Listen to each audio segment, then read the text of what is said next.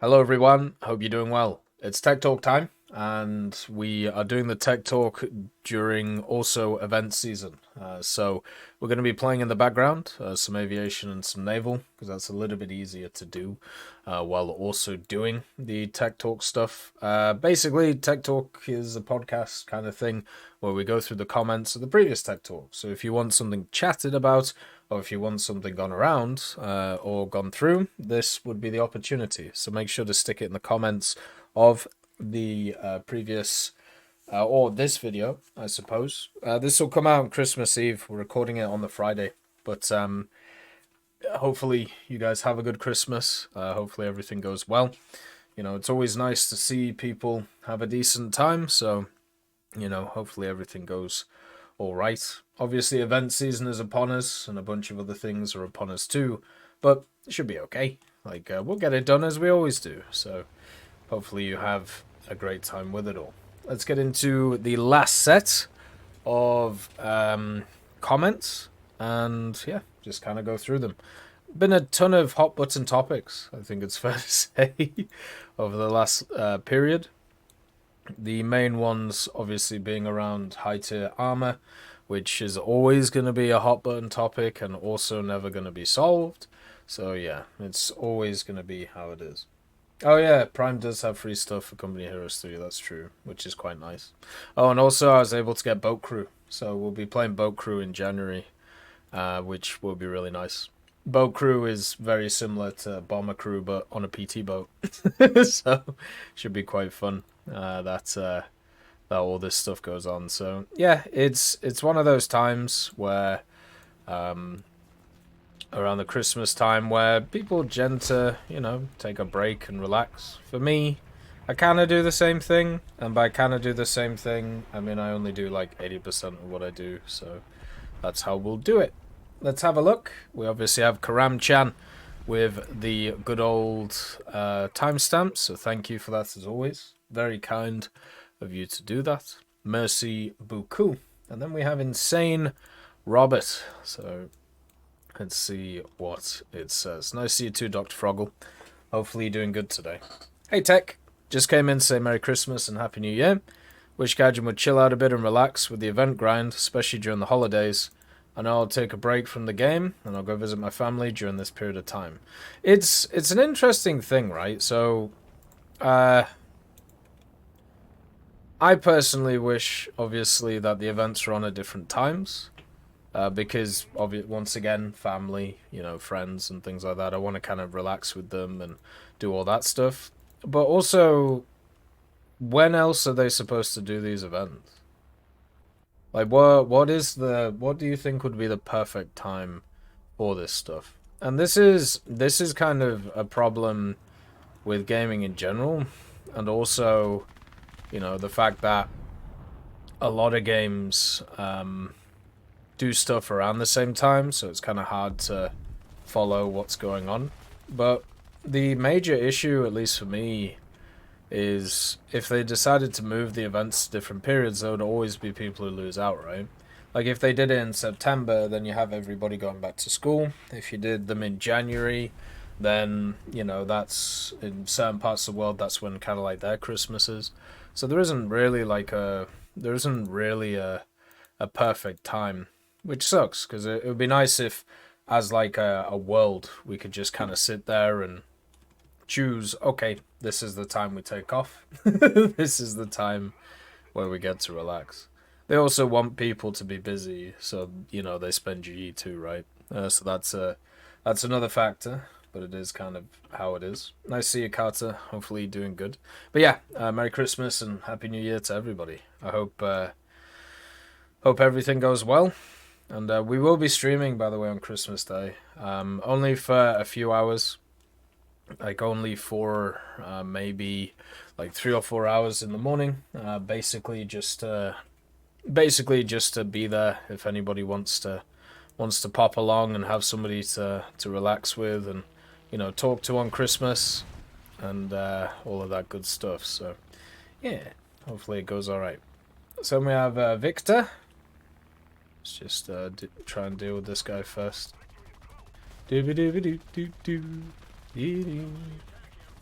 So the problem with doing these things in arcade, you get a lot of matches which just don't line up with what you want to do, which is why I kind of disagree with the fact that they increase the amount. Let's see.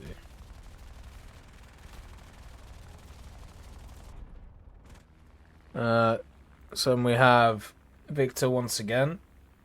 Hi Tech. I always think about how close the Pukara was to being included, at least when compared to other vehicles never seen in the game files. Do you think it'll be introduced someday? If so, in what way do you think Gaijin is more likely to do it, and what could its BR? Greetings from Argentina, especially from the province where it was made back in the day.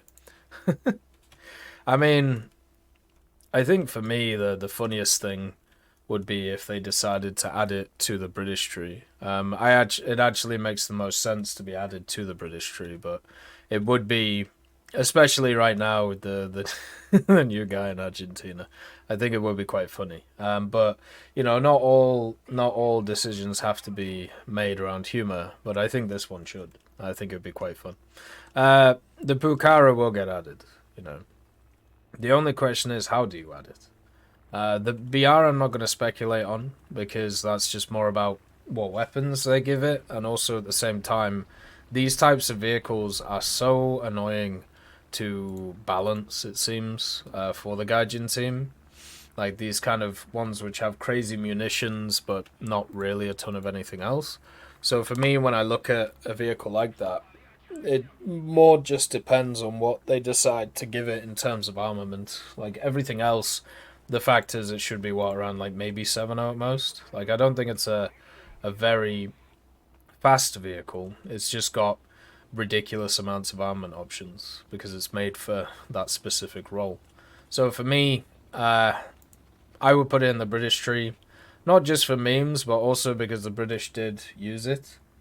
And at the same time, it is one of those vehicles which should be added.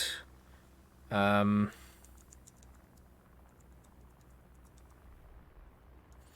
I just don't know where they would put it. There isn't a vehicle that I think of which won't be added to War Thunder. Like, you know, the idea of like a vehicle which will never turn up, I don't think exists. If the game goes on long enough, which at least right now it is, you know, vibing to do, since it just keeps increasing over and over and over again in popularity, I don't know why it would, you know, kind of end and nothing would really go on with it. So everything will get added. You know, we've seen that over the last few years. A lot of fan favorites have been added over the previous little bit, like stuff like the Tog, Storm Tiger, you know, things like that. So there's no reason why other things won't get added too. Just a matter of time. Patience is a virtue. So we have Noah Glennon. Let's see. Hey Tech, had an idea with the 2A7 getting mine protection in the recent updates and vehicles maybe in the future. How would you feel if map scenarios with mines to change the flow of certain larger maps and keep them fresh, but also give the use of this new mechanic and such?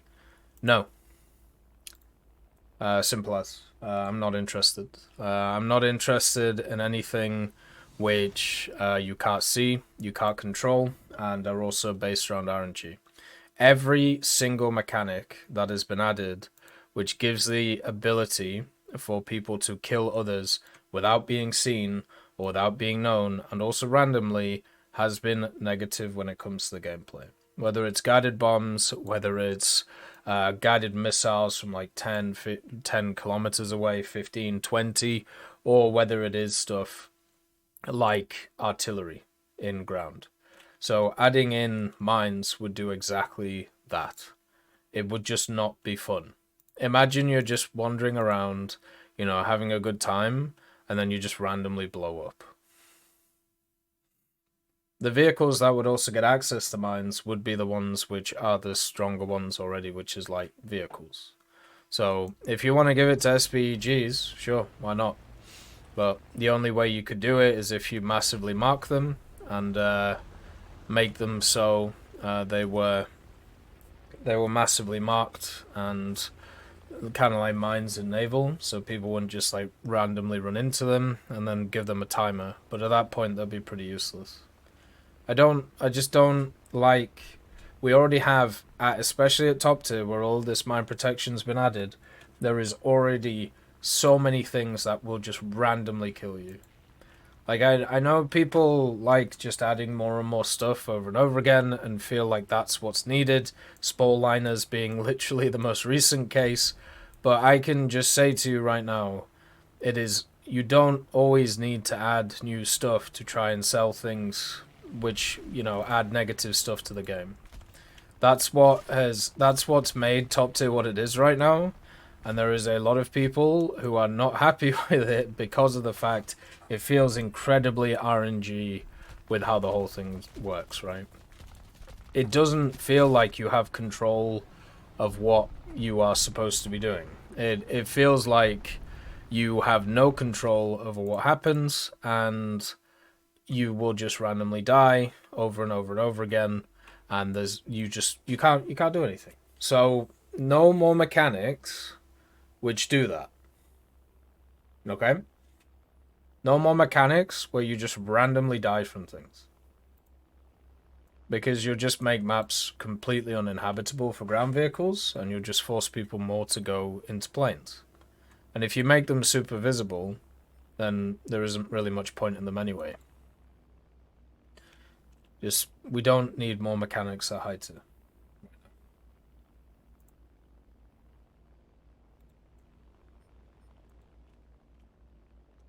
So then we have Austin Vaughn. The anti-mine protection, by the way, is just a gimmick to try and get people to see a difference between the vehicles. Like just like the stock APF SDS and things like that. It's a way of adding something that doesn't really matter to the game, apart from in a very small way, to try and like get people interested. So give something different to the two things without making them, overpowered or whatever. Which I think is good. That's what they should focus on when it comes to these things. I think it's important to make them different, but also the same usability. It's nice to see that's what they've been doing.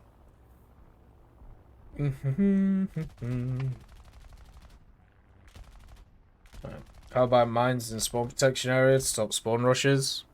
People don't rush into spawns when they're spawn camping. They sit outside of them. Won't make a difference.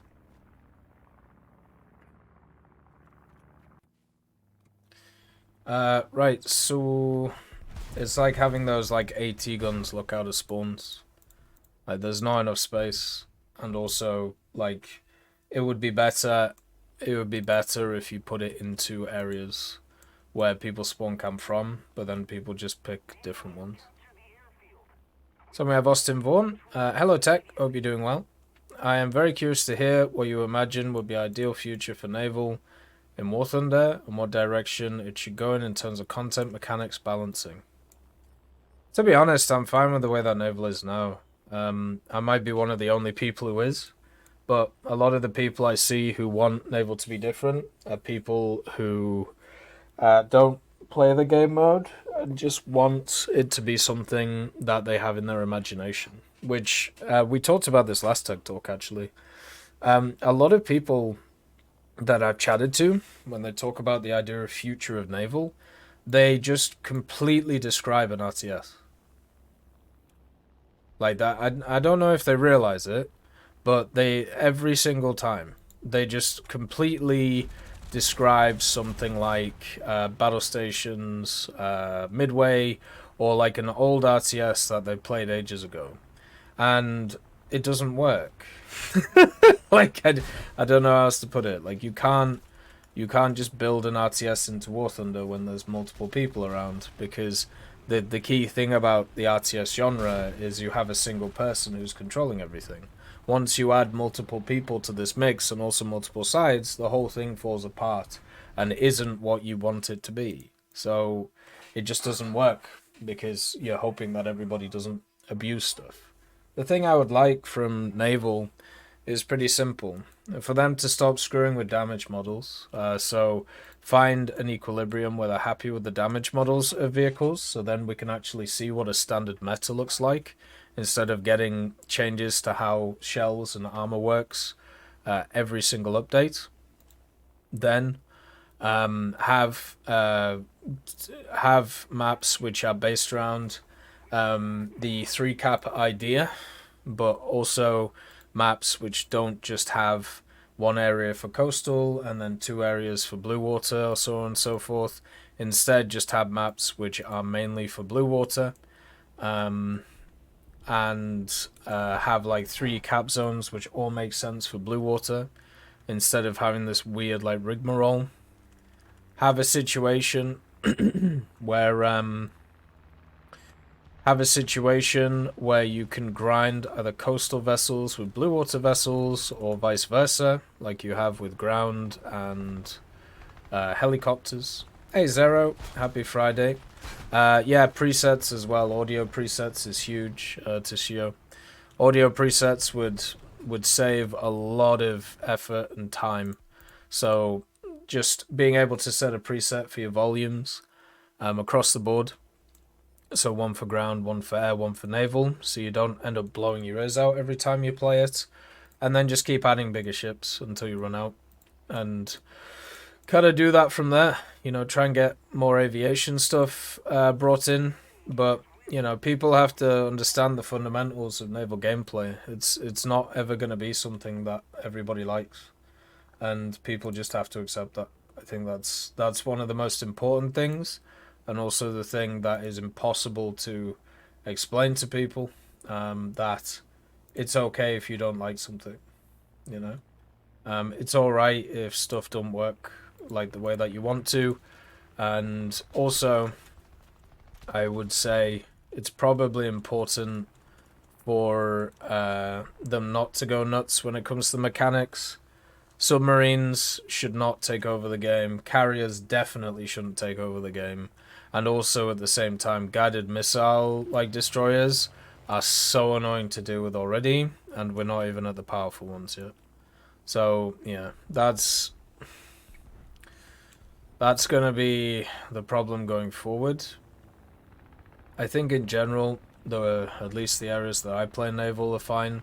I don't need this like grandiose big modes. I know there's a lot of people who are looking for this like grandiose, massive grand battles and campaigns, but at the end of the day, I like a game mode where I can just pop in and pop out, where I can just shoot a few targets, have a bit of fun, and then go to the next one. I don't need, I don't need like EC. I don't need, all of these large things to split the player base more. I'm completely fine with the way that it is, instead of the situation that, I've seen touted around with some insane ideas. I would probably have another spawn for frigates, which is between the destroyer spawns and the cruiser spawns. So a lot of them don't actually don't spawn with the what do you call them? A lot of them don't spawn inside of the coastal area, because that's just not fair. I'd also add way more bots to the lower tier of naval coastal, since hardly anybody plays it, and a lot of people just skip straight to the bigger ships. This causes issues because, of course, it means that a lot of, you just don't find games.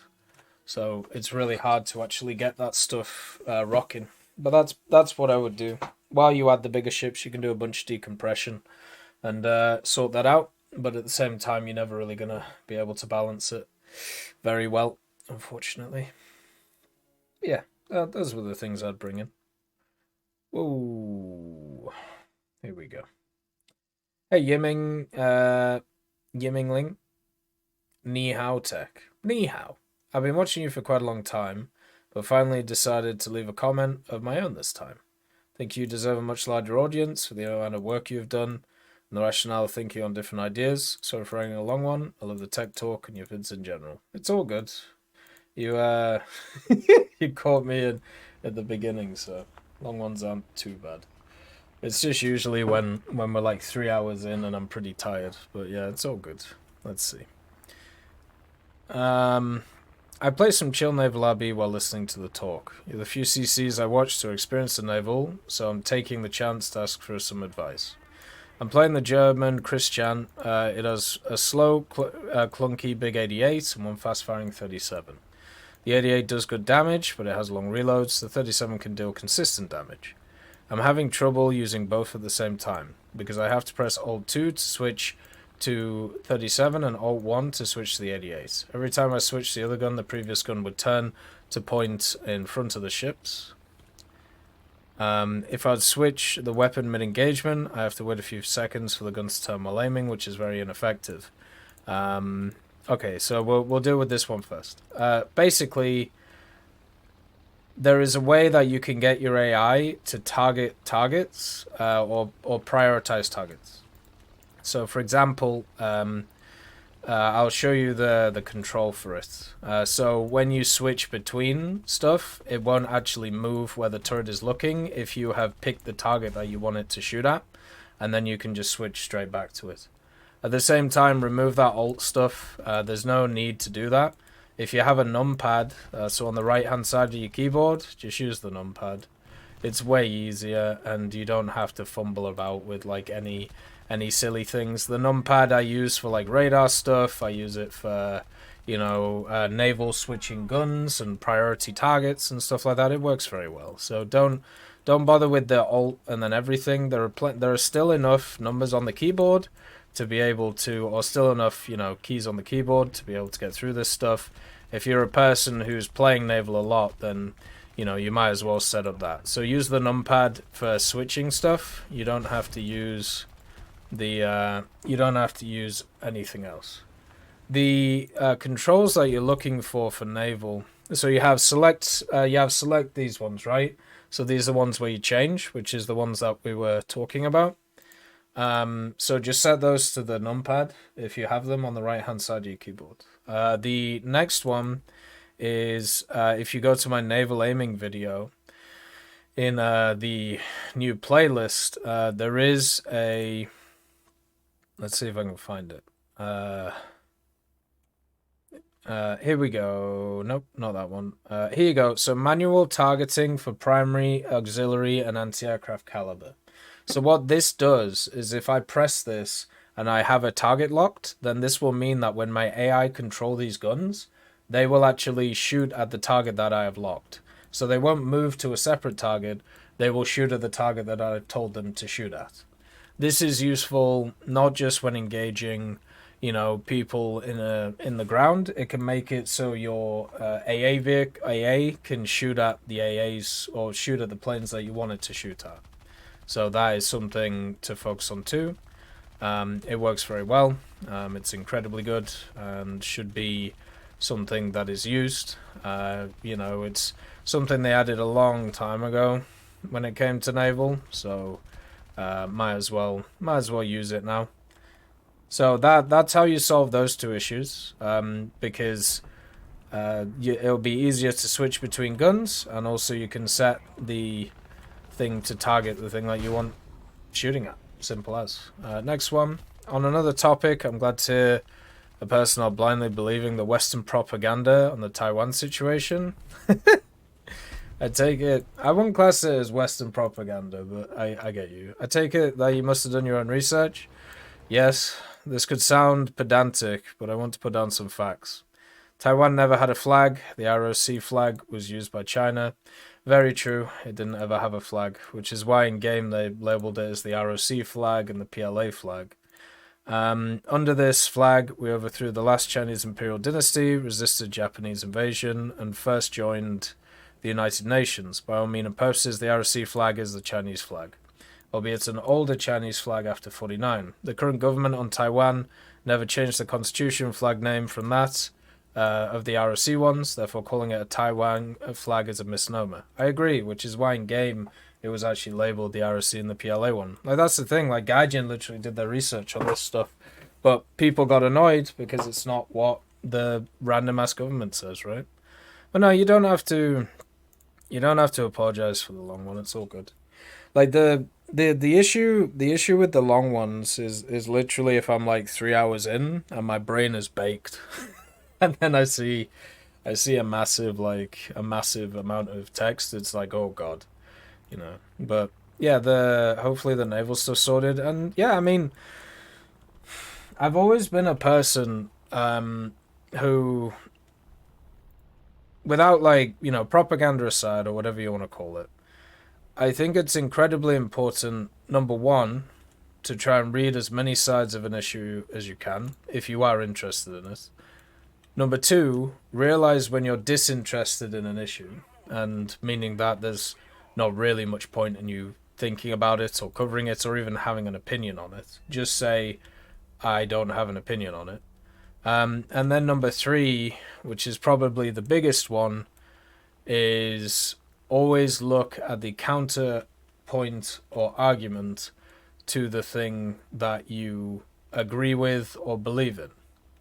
So not just whether you can argue it effectively or whatever you want to call it, but the main thing with it is so you understand your argument fully to it. The place where you actually learn the most about political issues or historical issues or whatever you want to call it, stuff which has ambiguity, is to actually look into all of the sides. And you may just like come out and just be like, oh, well, that was a waste of time because it's very obviously this thing. But at least you checked it, right? That's one of the big things against stuff like Holocaust denial.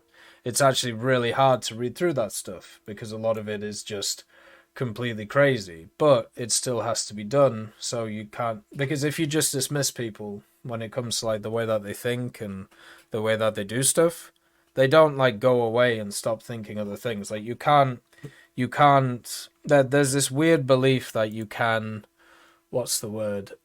You can shame people into silence. Hey Squad Goblin, nice to see you. Like you can shame people into a situation where they don't want to talk. That is not the case.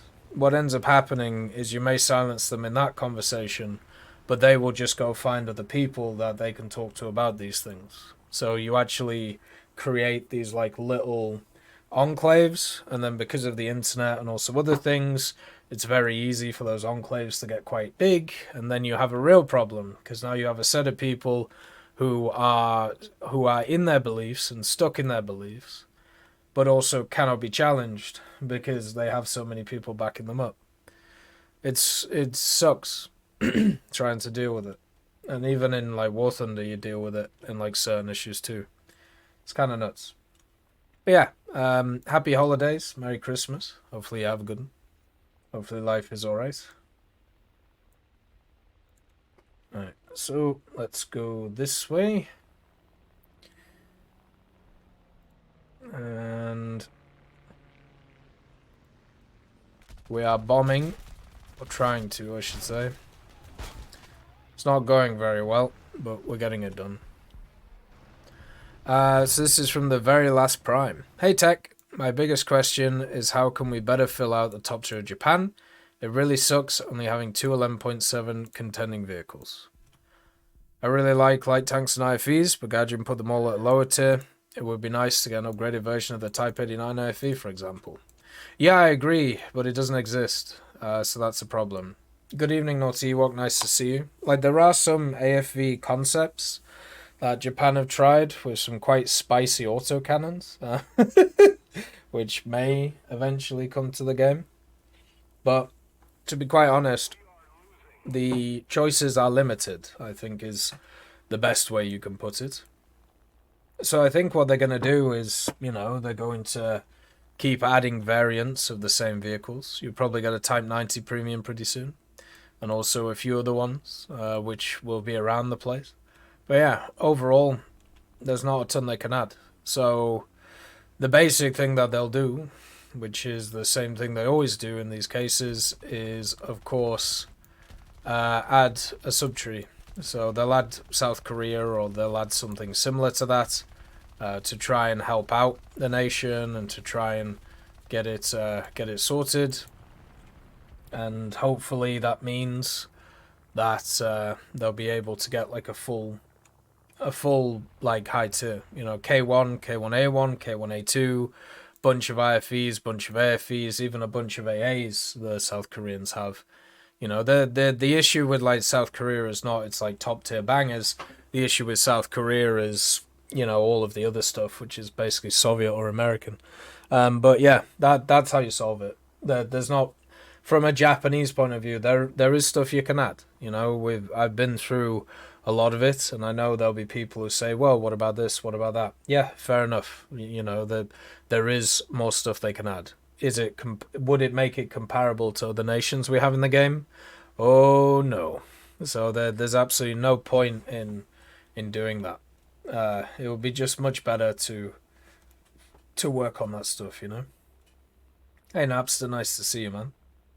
Is there a way to get a question to the Guardian folks about the event medals? It would be cool if the 999G medal price were reduced on a ratio. Yeah, it would be nice. They actually did it in a different. They did it in Enlisted. But yeah, I think the way to do that is through the forums, probably.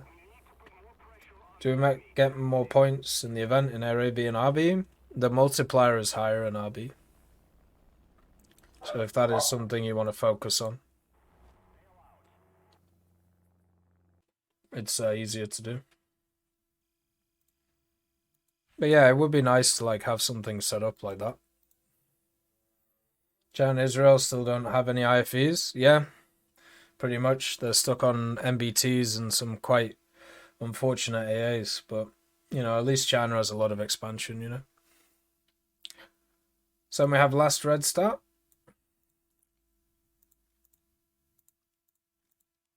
It says, not really a question, but I'm really enjoying the updates. The addition of the T90M and the 2A7, my favorite MBT in the world at the moment, has made me really excited and happy. The only thing I kind of wish I got was the Victory Day Parade camo skin from 2020-2023.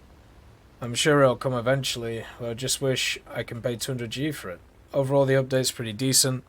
I really like the new MG sounds. Just wish the overall sound design didn't sound so repetitive. I miss Battlefield 1's sound design so much, but alas, it's a different type of game compared to War Thunder. Anyways, have a good Christmas. You too. Yeah, the update's been alright. I haven't really played a lot of the new stuff. I've been I've been doing a lot of the old stuff, which came out like the previous few updates. But yeah, we'll see what goes on kind of going forward, and you know, I am looking forward to playing a lot of the new stuff. It's just I feel like with the way that the events are and also the Christmas period are, these are not like times to try and spade top tier vehicles, and pretty much the whole of the last update was just top tier vehicles. So yeah, bit of an issue. But we'll see how it goes. I'm looking forward to, as I said, I'm looking forward to sorting some stuff out. Like it should be good, and hopefully we can have a good time with it. Everything seems to be working. Like I haven't seen any bugs or anything like that. I'm just the main problem I have with all of these updates is I'm very tired about the conversations around them. Like we've had over 200 vehicles added this year in War Thunder, and the conversations are around like 5 of them. So I don't know. It's been very very mentally straining this year, having to have the same conversations over and over again, and it's something that used to happen quite a lot, and I found pretty good ways of dealing with it. But now, like, there's just the problem is the conversations have just got more and more egregious and more aggressive over time, and it's because of the fact that people are making like, you know, videos on it and basically continuing to stir the pot about just complete ridiculousness, and it's just getting to my head now. Like it's getting to a point where it's just kind of dull. So the actual update itself is very good. Like for me, it's working incredibly well. I have no issues with it. It's all good, and yeah, the conversations that are happening right now are some of the dullest I think I've ever seen. I haven't spaded the F-16 yet. I will do. Didn't get around to it. Still need to do the Crusaders and things like that. But yeah.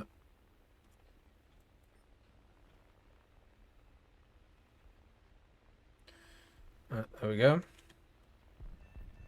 Regarding your last video, the Leclerc to traverse change is the funniest for me. If you remember, the first Leclerc leak some 2 years ago was exactly for that reason. The guy leaked those documents because the turret speed was supposed to be 40 instead of 30. Now they implemented it. You mean the horizontal drive speed? The main thing about that type of thing is like it's not whether they want to implement it or not, it's whether there is a source which is publicly available. So they can't act on something until something's publicly available, right? Once it is, you know, it's good.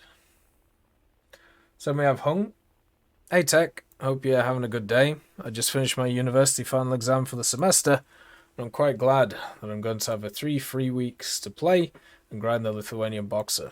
Watching your video and studying is honestly quite relaxing. Actually helped me study a lot better. You know what's funny? I mean, one of the reasons I started making videos is I didn't have a ton of time at university because I was doing a lot of work, and also at the same time, I just have to do this. So it was kind of therapeutic for me to make the videos, in a way, because it was a way of kind of shutting off my brain and chatting about different things. So it's kind of nice to see it come full circle after so many years. Always enjoyable.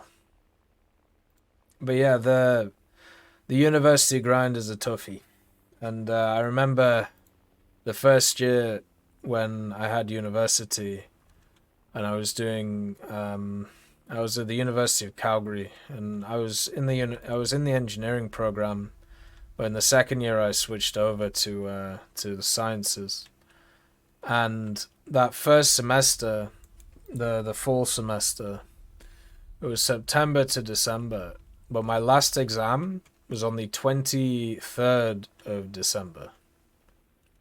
The 23rd of December. And that basically meant that I had to get a flight on the 24th of December to get home for Christmas. And then the semester, the winter semester, started on the 1st of January. So I was home for like pretty much no time at all. And it was like, you know, 8-10 hour flight, all the stuff that comes along with it too. Complete waste of my time. And from then on, we just decided it wasn't worth me going back for Christmases. So, yeah, not very fun. One interesting thing I found is that in the German tree, the Leo 2PL is 11.3, but in rank 8, meanwhile the TED UK and M1A1 from the Aussies is also 11.3 but rank 7. Quite strange in my opinion, how Gadget handle all this rank 8 thing. Yeah, it is a bit weird, but it's pretty much what they just want to give access to APF SDS, right? And also which ones they want to be harder to grind than other ones. Like it kind of sucks how it is, you know. I wish it was done differently. I wish the way that they did this stuff was different, but yeah, they wanted to make a big splash, and I suppose they did in a way. Also made a big cowpat. So we have House of Smith. Let's see.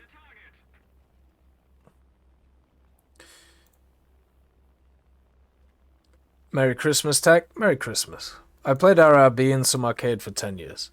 Researched all air vehicles, gave SimUC some time per your advice, found myself getting tired of the cockpit view and lack of IFF real fast. So I'm back to RRB and holy hell, it's gone worse this update. Flying in the ground game modes is far more fun than in the air game modes, which is maybe one of the reasons why CAS is so prolific in ground. Yeah, it might be.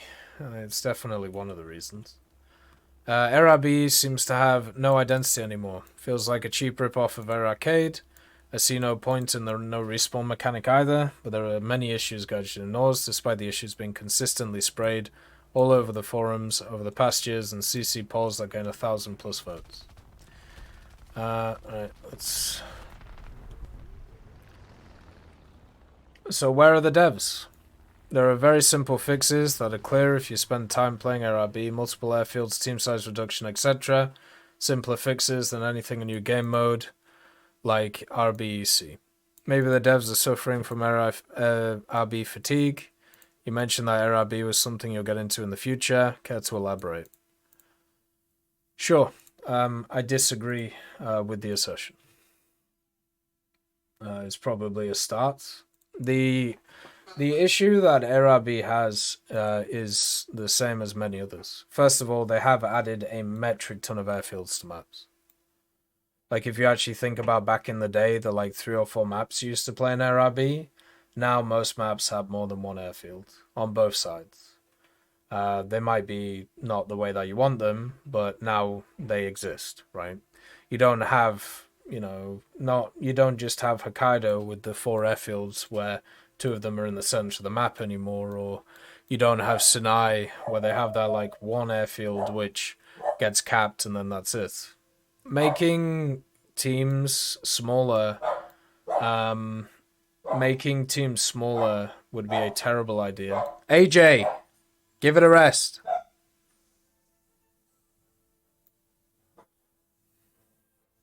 Making teams smaller would be a terrible idea. And the reason for this is because the only place people want smaller teams is at the top tier of the game.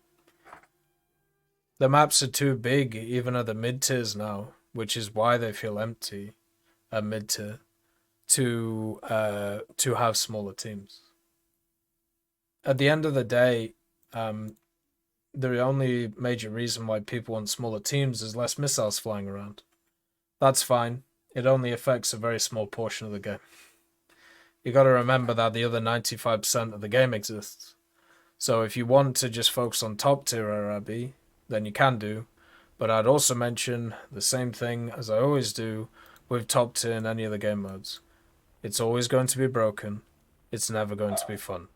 And if you've been around for 10 years, like I have, you also know that in RRB, since I've also been at the higher echelons of RRB this whole time too, it has never been balanced and it's never been fun. It is basically just whoever has the best machine wins. Which is why it's unenjoyable. The main reason why people want smaller matches is because they want to be able to carry. And they want less things moving around that can randomly kill them. And by randomly, meaning that there are so many things going on they can't react fast enough to them. Which is fair. But also, with the fact that you have more things going on and more players around the place, it means that you have more activity, it means that you have more stuff happening, and it means that different styles can actually exist, instead of whoever just has the best superiority fighter. You know what was really interesting back in the day? A lot of the CCs, and also a lot of the people calling for these these smaller maps, which is, a fair point, because everyone just goes to the center anyway, because everybody's just a numbnut. But the smaller team sizes are the exact same CCs who wanted to ban strike aircraft and also bombers from Realistic and similar game modes. They just didn't want them to exist because they didn't want deadweight on their teams. Right? So once they lower team sizes, that'll be the next argument again. Just like how, once again, now that they've fixed some of the armor stuff and some of the round stuff, the next argument after this will be desync. Because that's how all these things go every single time. Like, if you've been around for 10 years, you should remember all these arguments and realize how cyclical they are. I like the fact there's more stuff going on in matches. I like the fact that I don't just like turn up and sit in an F5E, which I did yesterday, and fly around on an EC map, not doing anything for like 20 minutes. And I came out of that match with 15k RP because I got 3 kills, which is pretty good. But I didn't do anything for 20 minutes. I just flew around. Thank you for the subscription, Panzer Blitz. Thank you for continuing to support the channel. It's very much appreciated. Thank you very much. The map changes that they changed over the period, and the map rotation filter that they also put in over the period showed Gaijin exactly what people want. That's why you had a massive shift in how they design stuff and how they push forward with things, because they now have the information about how people play. And this might not be the way that you want to play, or, you know, the 1% of players who have been around for many, many years and are very good at the game and have high crew skills and have all of the spaded vehicles and, you know, just want to go around and hammer people and do really well. Or they're harkening back to an old time from like 5 to 10 years ago, which is something I also see a lot of. But it is what people are choosing to play. Hey Monkey, nice to see you. The SU-25K is okay. It's a fine vehicle. It's not exactly great, but it does its job when played correctly. Has a bit of a crazy DM. But yeah, so the question you have to ask yourself is this. If the changes are so obvious to so many, why have they not been implemented?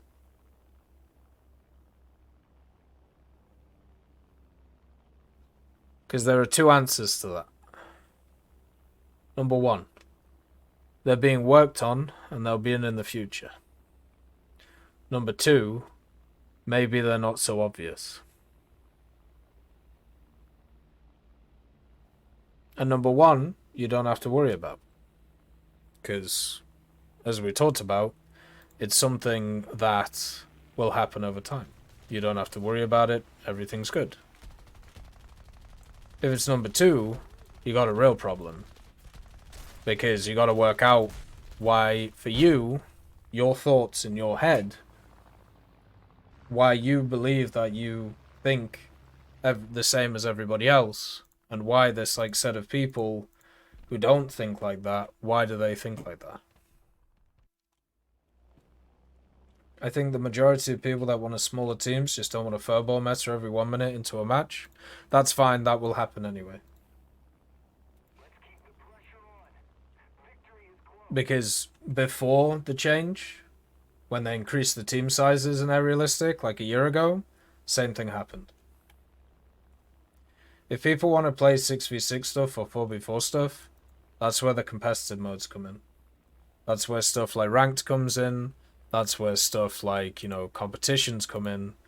And also at the same time, imagine you are playing a stock vehicle without good crew skills at any level of the game. In a game mode where you have nobody or hardly anybody on each side. Hey Victor, nice to see you. It's not fun. It's not an enjoyable experience. As somebody who grinds a lot of these vehicles. Like, I get it that when you have a fully spaded vehicle and you have all of like the crew skills and you have all of that, it doesn't feel good just kind of wandering around firing missiles and then shooting other things. But when you're not in a position of, you know, the highest percentile people, you need a little bit of space to be able to actually do something in a game. Or you're just cannon fodder. We can't base thoughts around what should happen in games on the top 1% of people and how they play the game. Because that locks out the other 99% of people. If you don't believe me, you don't have to. But you know what you do need to do is you need to go and see how popular the rank system is in War Thunder, how popular the esports stuff and the competitive things, and then also have a look at the popularity of other parts of the game on top of that, right? Because once you start doing that, you realize how small that community is. And how basing ideas and gameplay styles off a small minority opinion is a really, really bad idea. Because you screw over the 99% in favor of the 1%. It's kind of what leads to revolutions, you know?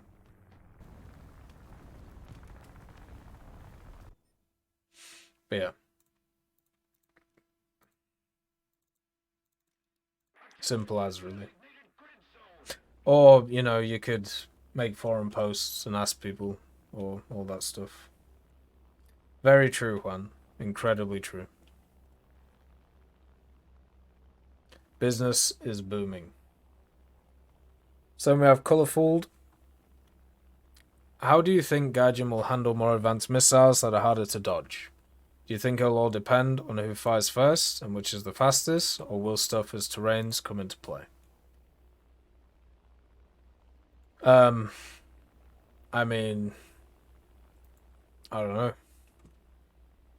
I feel like nowadays, when you have a look at top tier and the crazy missiles, a lot of people stick near the ground to try and stop semi-actives and actives being useful. So we'll probably see more of that. What we've seen over the last little bit in terms of new maps is they're adding in a lot of physical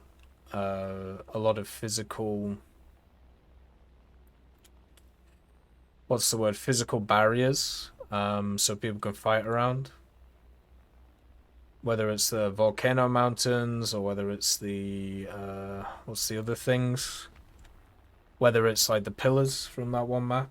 So yeah, they're just trying their best to try and add things so people can, you know, actually have a bit more fun with it and dodge stuff in that way. They could artificially limit the missiles. I don't know how much of the capabilities of these things are actually known. So, like, do we know like the true facts of, let's say, the most modern AMRAAM or the most modern R-77? I don't think we know the full capabilities of something like an AIM-9X, right? Like, I'm pretty sure that's not something that's publicly known, what it can do. So yeah, I don't know. I'm sure they'll have a little bit of leeway with it. They can always screw with the sensitivity of the missiles to certain countermeasures.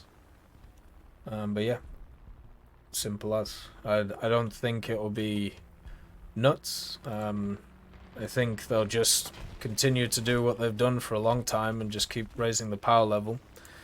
But I think they'll just handle them exactly the same way they've been doing it. I can't see what else they could do, if I'm honest. Like increasing the BR range, I suppose, giving things more countermeasures, you know, putting in more tutorials so people know how to fight these things, and that's pretty much it. I don't know.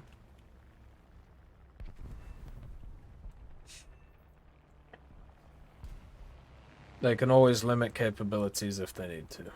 That's always something that can be done. So we have Gianmarco Marzo. Hi Tech, happy holidays. Merry Christmas. Hopefully you have a good. So we have, in the past you've explained why mission types taken from other games like Battlefield couldn't work.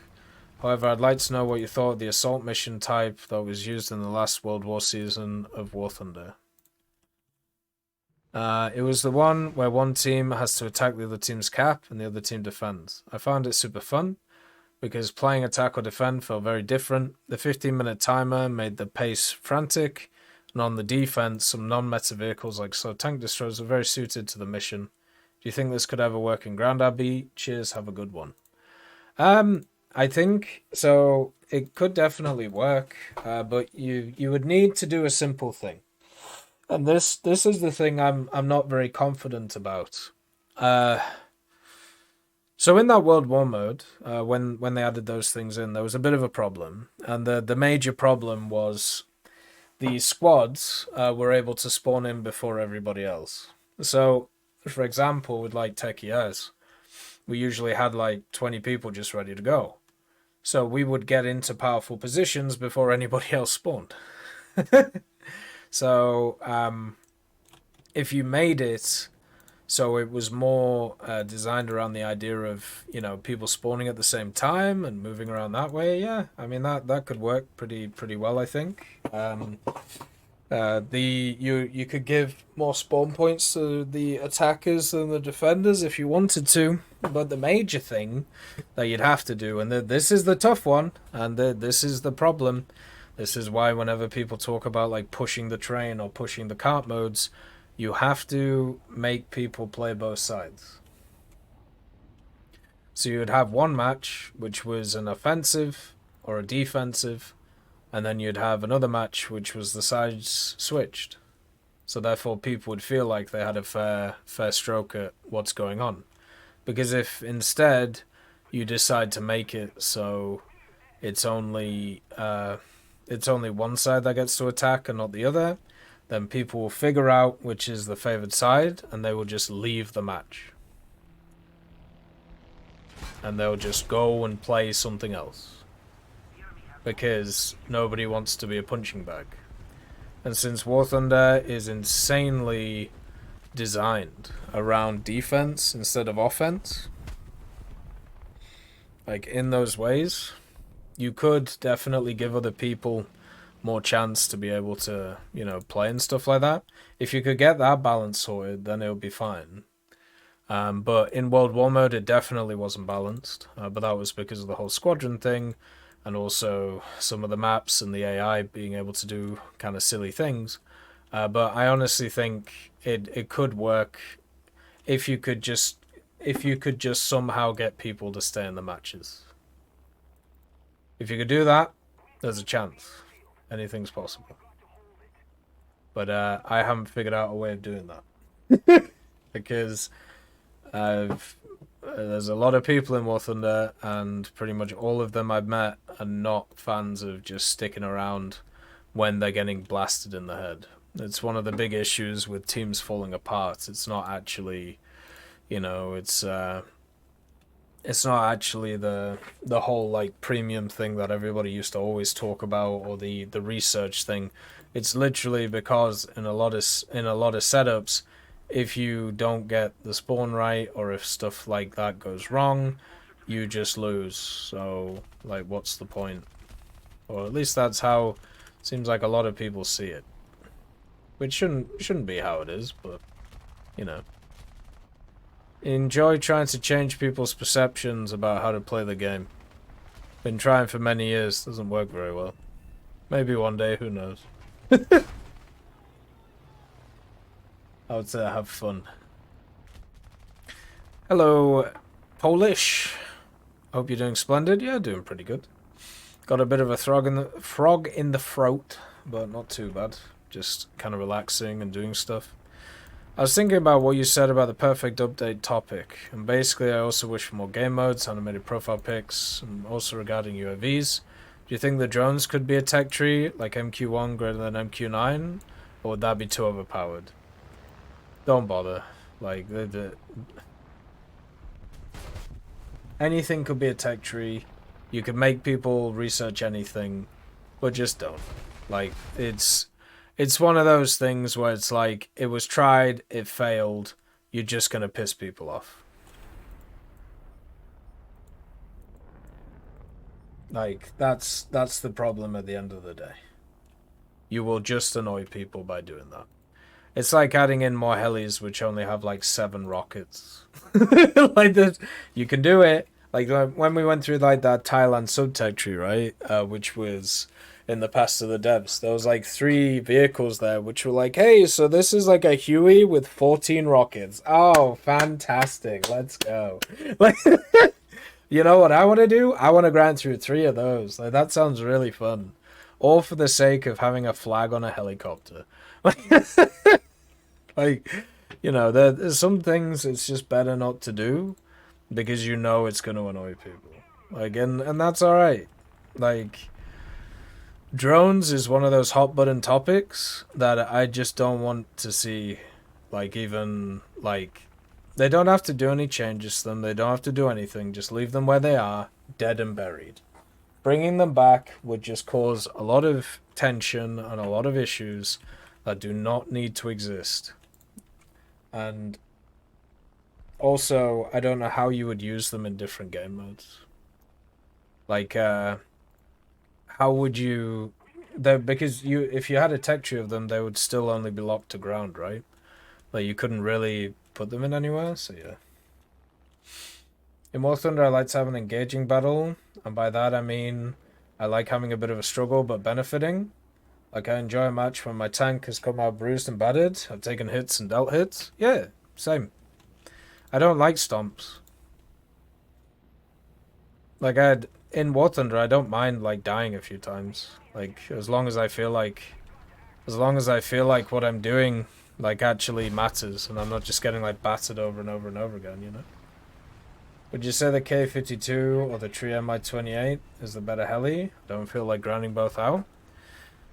I'm not sure. The K-52 has the better missiles, right? But I don't know which one has the better subsystems. I'd have to have a look. I'm pretty sure the K-52 is better though. But yeah, like it wouldn't be the fact that the drones would be too overpowered, because you could just nuke them into the ground, which is what they've already done. It would just be a lot of pointless grinding. Like, imagine using a drone to grind another drone, right? And then it's like, well, yeah, you could add them to aviation tech trees instead. You could, if you really wanted to, but then no one's going to use them, apart from, you know, to fire a missile and then die. Because one of the big things about drones was not actually the fact that they were overpowered. It was the fact that they showed people, well, after the first nerf, they were definitely overpowered when they were added in. But after the first nerf, what it showed people was how deadly CAS is. And how if everybody actually bothered to grind CAS, the game would just not function. And as we go forward in time in War Thunder, more and more people are grinding out CAS. And it's becoming worse and worse.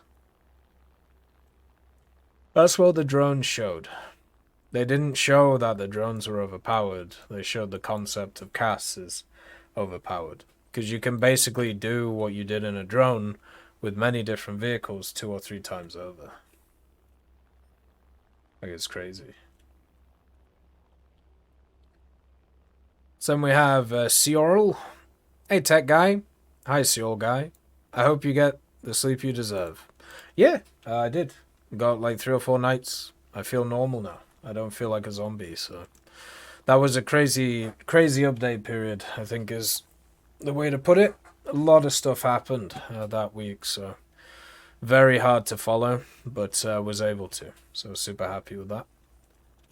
Right. Let's see.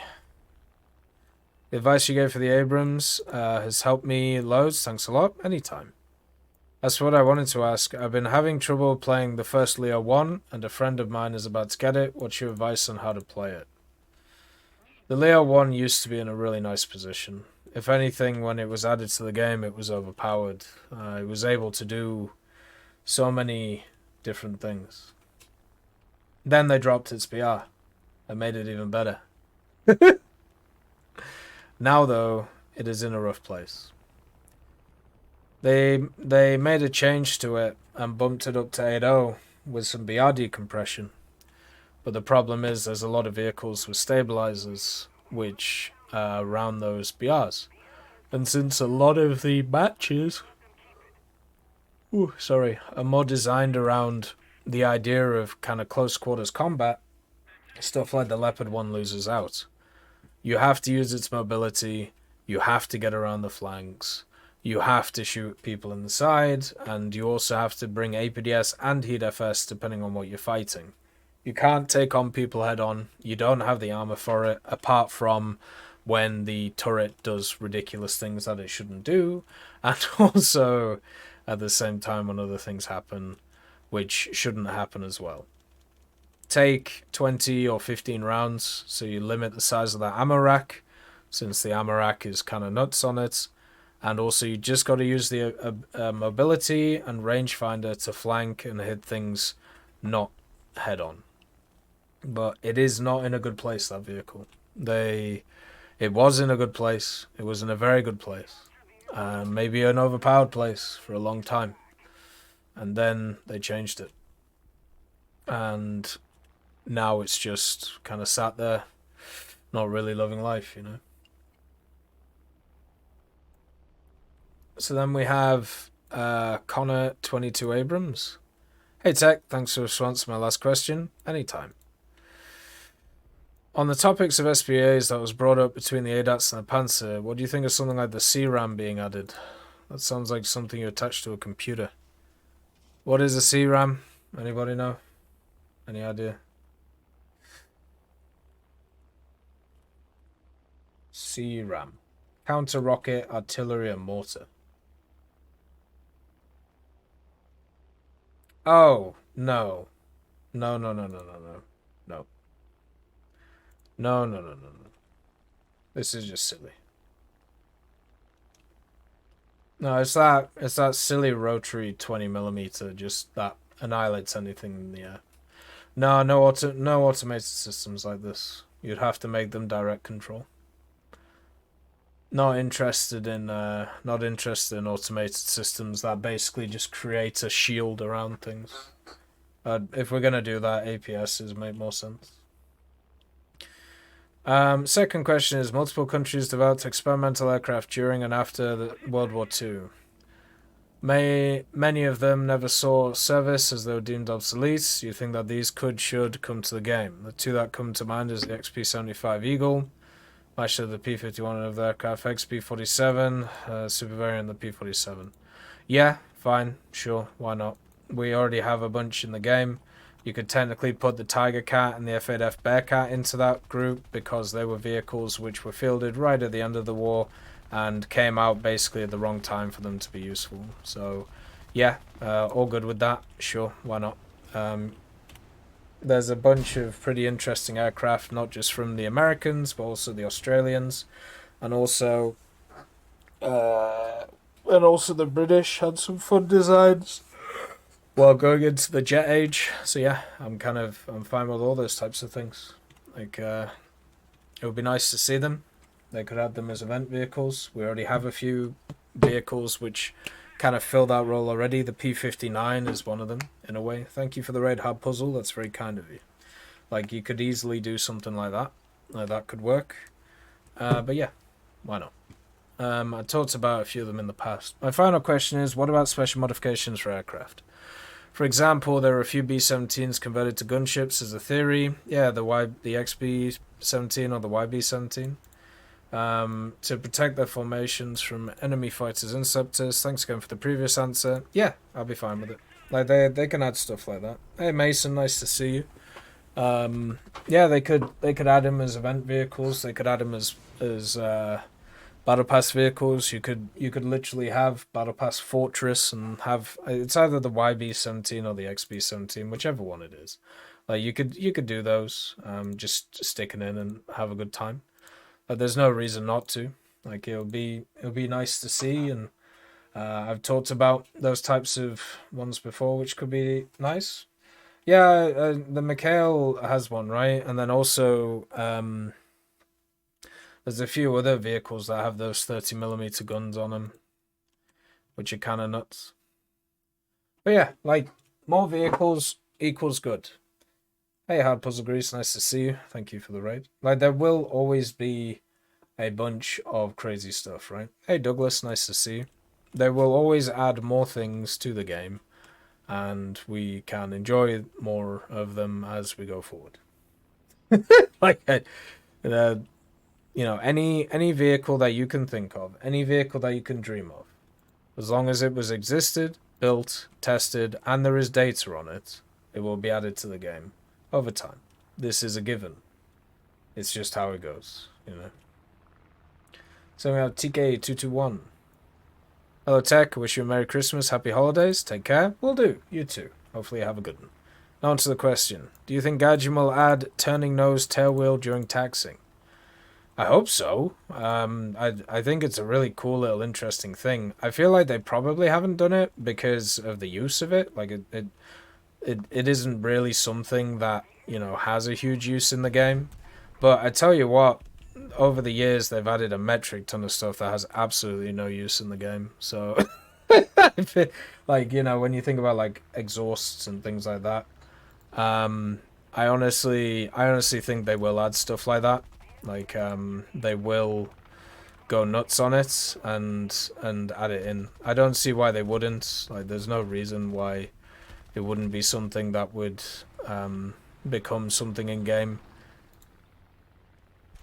I feel like it's probably one of those mechanics, kind of like ejection seats, that they'll do over time. But I'm sure it's been talked about because, like, you know, it's something that has been brought up a decent amount, and it's just like a cool little feature, right? Like, it'll be nice for cinematics, it'll be nice for, you know, replays and stuff. Will it ever have a use in the game? No. But at the same time, there's a lot of other stuff that doesn't, so why not? There are some things that are modeled to Shio, but that one I don't think it is. That what's funny is there's a few vehicles that actually have their, you know, like the fuel probe. There's a few vehicles that have the fuel probe modeled, like where it can actually move, you know, like extend and descend, which is what led a lot of people to talk about the idea of adding, you know, things like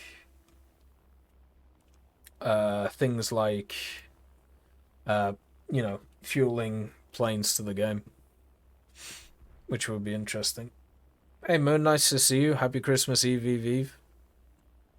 Yeah, why not? Another, it will happen over time. It just depends on the time. So then we have Lucius Akron. I think I said that right. Hoping to see Iron Maiden, but they don't get to my part of the world till November 2024. Hopefully they live that long. Well, the amount that they were bopping and bipping around the stage, I'd want a few heart checks. Like, I'd want them to get checked out a bit more, because goddamn were they bipping and bopping. They were loving the bippy boppy, especially the guitarists. It was amazing how much energy they had, being mid-70s. Also, good to see Italy getting a heavy tank thanks to the Hungarians. Too bad I've already grinded that tree because the Tiger would have given that 5760 lineup some much needed ass. Although it does give me something new to play that's fun. Love the videos, keep up the great work. I will do. We will continue to infinity and beyond. AJ, shut up. Thank you. Moron. It's that time of day. He's on his work schedule. So the interesting thing about the Tiger is I really wish it wasn't a premium. Like when I think about what is available in a lot of the tech trees, it just sucks that the Tiger is not in the tech tree. Because for me, what's very important kind of going forward is I want every tech tree to be able to complete dailies, specials, and battle pass challenges up to a point. And right now, Italy and Israel are two of those nations which are really struggling when it comes to that area of the game. There's a lot of things they just can't do. Like there's a lot of areas that they can't do anything with. So it sucks for them at the end of the day. Like they can't do heavy tank challenges. I mean, nowadays they can do SPH challenges thanks to the last little bit. Strike aircraft. I mean, they're really struggling with that one, right? And then also there's a few others that they're struggling with. SPAA obviously is a lot better now, but wasn't in the past. So it's getting their heavy bomber stuff and all that.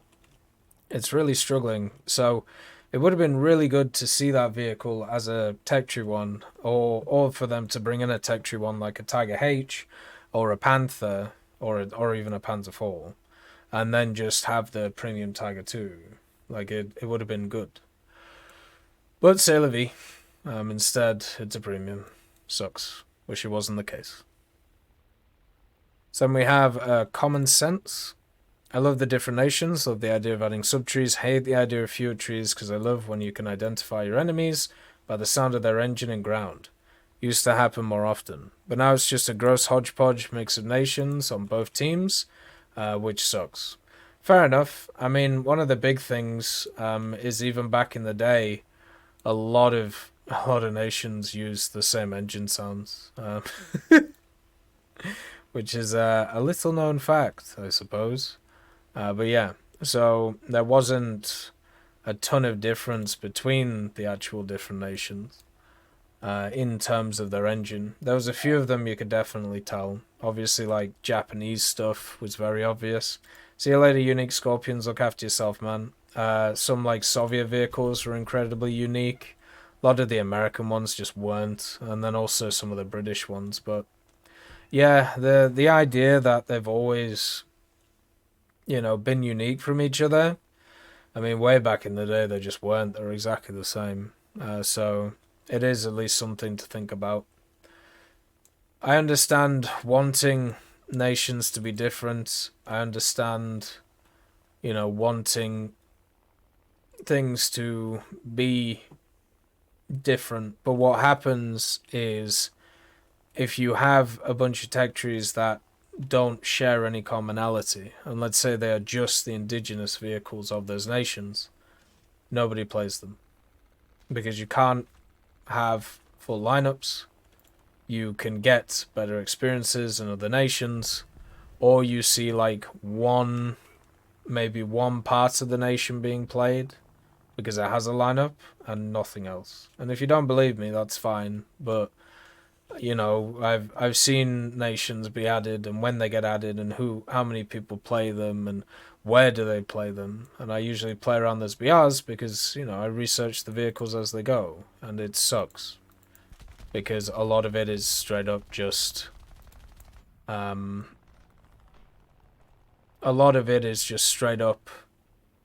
people just don't play them if they feel bad. Even like, the people who played for a long time, they just kind of leave it and go from there.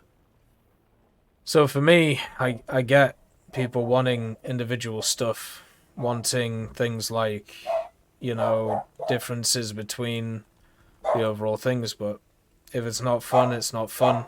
And it's not fun if there isn't a lot of differences and a lot of things going on. I'll be right back. I'm gonna go get the dog.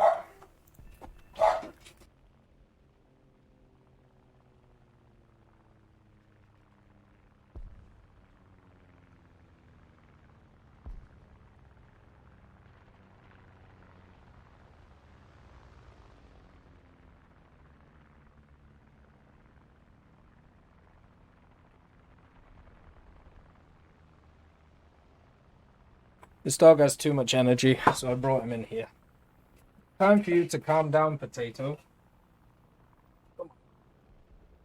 Yeah. There you go. Right. We have a Christmas AJ. Hey.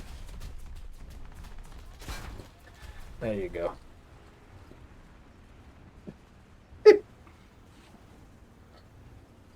He's all hypey.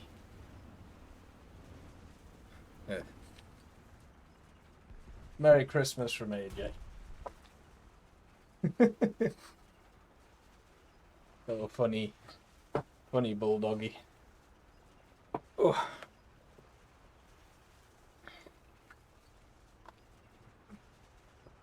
Hey. Right. We need to look at the next question, AJ. Or next thought. Right. Why does the R2070R so effective if it had such a bad hit rate in real life? I don't know. Ask the AIM-9B.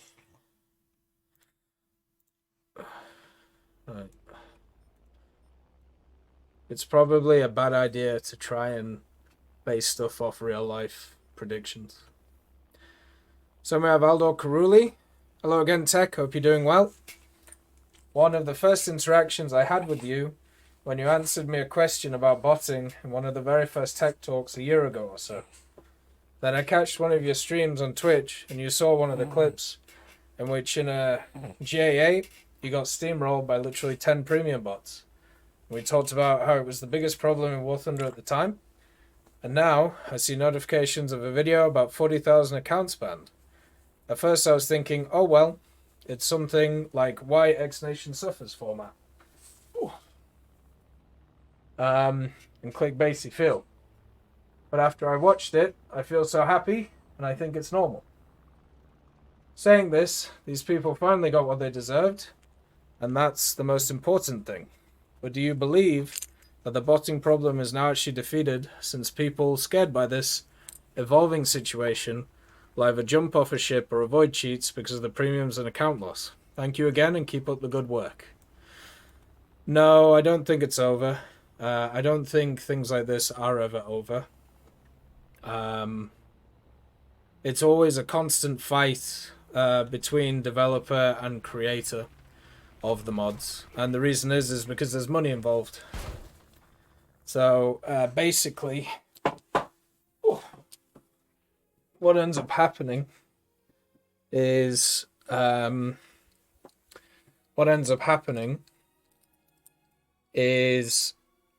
if you create, a demand for people, they'll just always flock to it.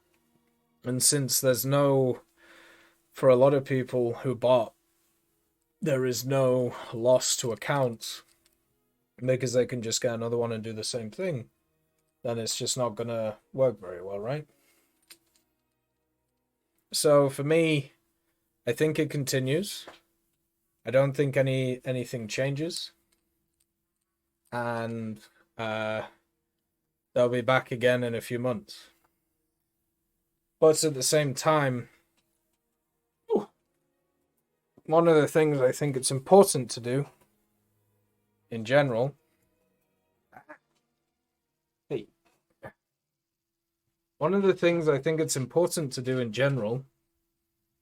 is to protect your account, because I bet you any money there's going to be a bunch of people who got their accounts banned and they have no idea why they got their accounts banned, and it'll be because of the people using them in times where they weren't using them, and they were using them to farm with and to try and sell them, which sucks.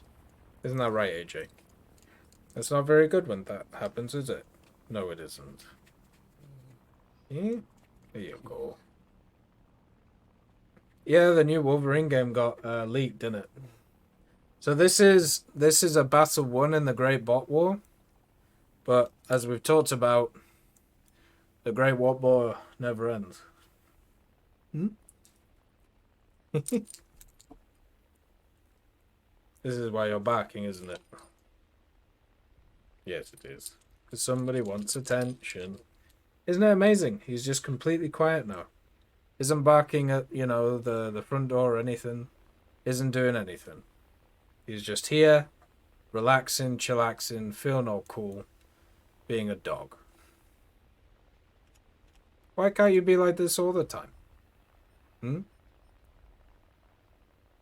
I think he's having a existential moment. Is our boy.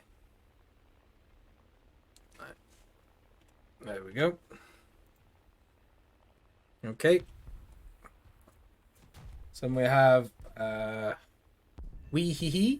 Hello again, Tech. I have a second question. I was grinding the winter event for Naval and had an idea. Could Gadgeon change the listed of 40k score? It was 40k naval damage. It would make the event easier for those of us who don't want to play just the SKR7. Yeah, that could work. No, I don't think. I think she's out Christmas shopping, Papa Stolen. So I think it wouldn't be a bad idea to do that. to, or at least as I said, like maybe not make it so it's only like 40k damage, because then everybody just spams HE. Oh, come on, Biggie. Oh, there you go. I think what would actually not be a terrible idea is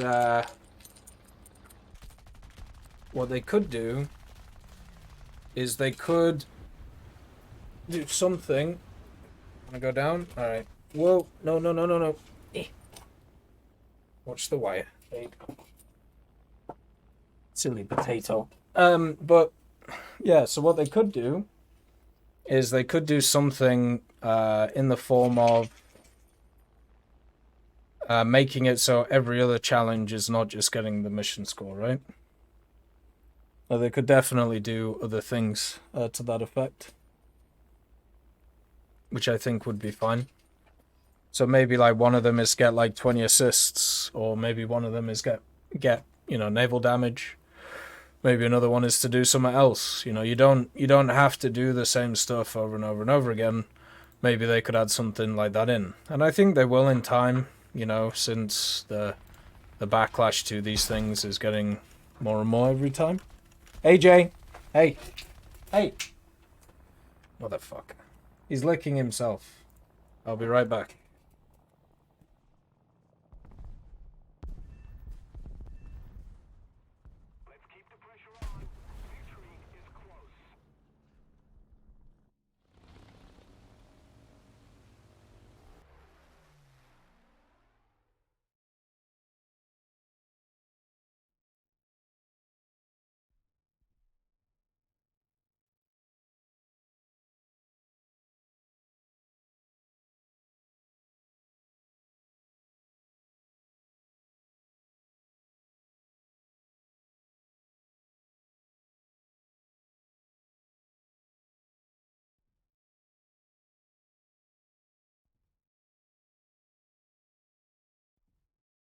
All right, I'm back. God damn.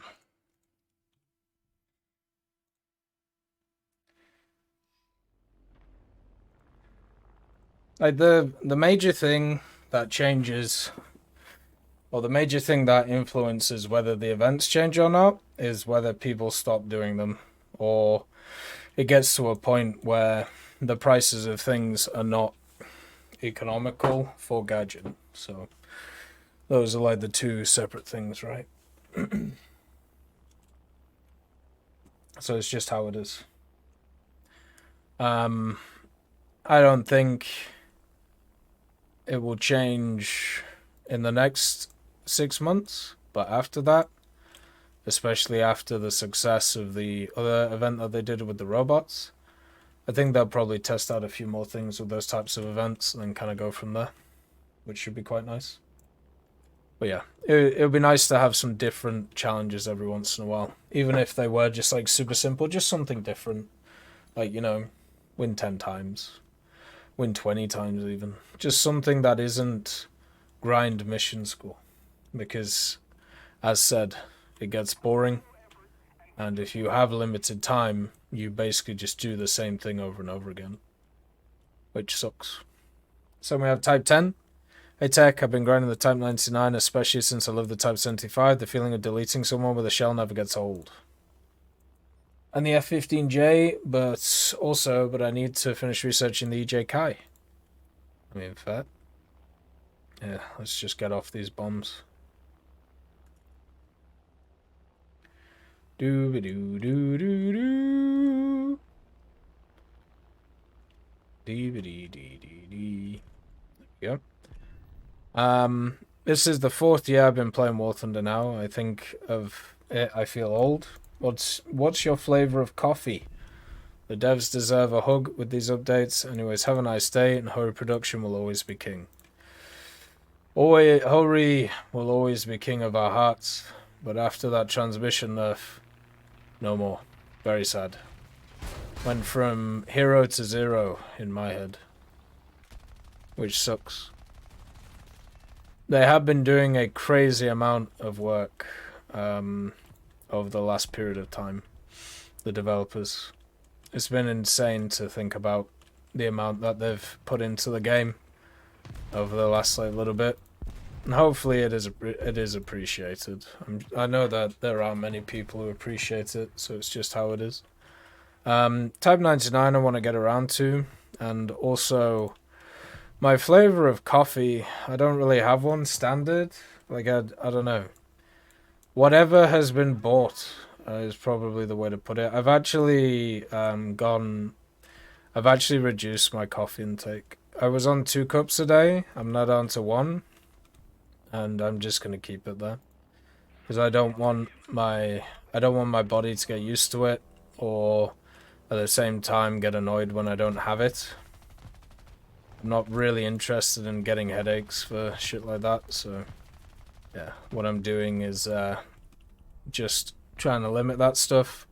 We did have quite a nice pumpkin spice one that we got, but I don't know. If I'm gonna do flavored stuff, tea is probably the better way to go, just because there are a bunch of different flavors and a bunch of different things that can go into it to make it a little bit more fun. I've been playing the game for like 11 years now.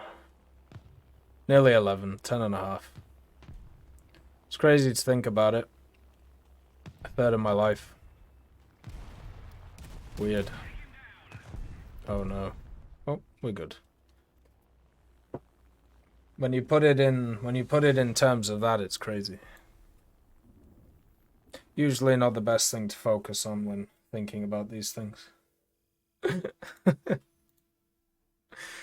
But as long as you're enjoying it, it doesn't really matter, you know? Keep having fun. So we have SK. Let's see what SK says. TEC, happy holidays. Happy holidays. So my question is simple. If CCs were allowed to suggest pin-up decals for the game, would your BTGG, Big Tata Goth Girl, be considered overpowered if it were to have red hair? Asking for a friend. I would probably, to be honest, put something like that in. Like, you know, it would be something silly like that, because why not? Like, I think it's generally pretty fun to have things like that, and that to me is something to actually kind of just have a bit of fun with at the end of the day.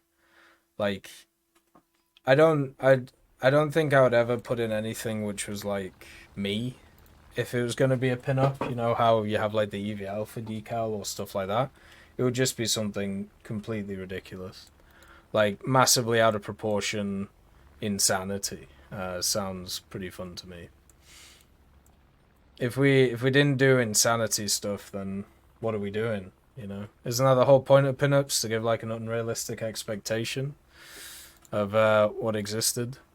My favorite thing always is like when people so the unrealistic versus realistic expectation thing.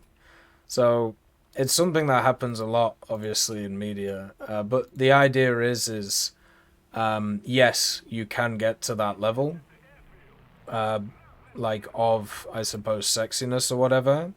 But you first of all have to have the right genetics. Second of all, have to make a shit ton of sacrifices, or be born into like a life where you don't have to worry about a bunch of things. Like, for example, like you don't have to worry about like money or anything like that. So you can just, you know, do whatever you feel like. So you're talking about like the 0.001%, which is fair to aspire to, but good luck, you know. It's like me being like, oh, you know, it's time for me to become a runway model. Like, it ain't happening in my lifetime, you know, unless I don't know, they decide that brick shithouses are what they want to see in Paris Fashion Week. But now what I would do is I would do, like, obviously, you know, the big titty golf GF thing, but also at the same time I would add in elements of like history from like doing the channel stuff, like little kind of reminders of what go on and what don't. It's pretty cool. Always enjoyed stuff like that. I think that's probably what I would enjoy doing the most. So we have Lewis MK10. I was really hoping that the Challenger 3P would not have the weak spot around the gun, but I soldier on. Got to keep the faith, but what do you think? I mean, they're literally gonna add that to everything. Like, because tanks need a weak spot. Like, if they ever add a tank in the game which doesn't have a frontal weak spot, you're done. The game's done. Because everybody then just drives forward and nobody can pen it. Like, what do you do? Like, the game, like, no one plays anything else. You need to have ways of stopping these vehicles from, you know, doing stuff like that over and over and over again. Otherwise, you're just going to end up in situations where you just can't stop the enemy. So, yeah, they're always going to have the breach as a... They're always going to have a breach as a weak spot. They're always going to have a gun as a weak spot. You know, there'll be other weak spots too, like tracks and things like that. Like, it's just how it goes. I can't... If... Let's just say across the board of a vehicle, they just decided that it was going to be 800 millimeters on every part of the front of an MBT. So basically, the only way you can pen it or do damage to it is if you're on the side or angled. Do you think anybody plays anything else? Like, dude, do you think you wouldn't just see teams of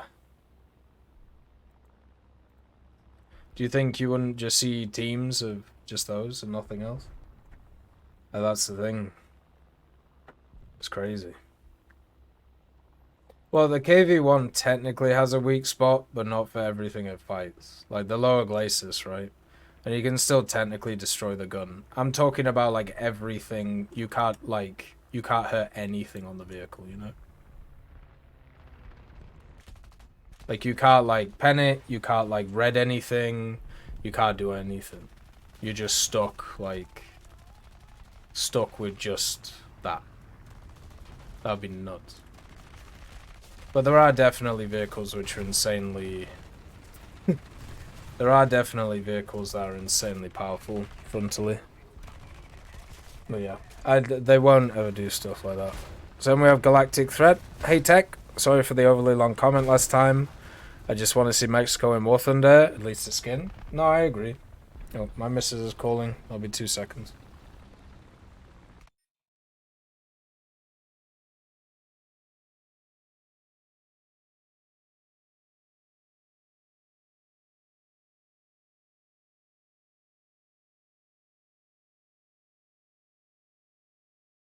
Just give me 2 seconds, guys. I'll be right back.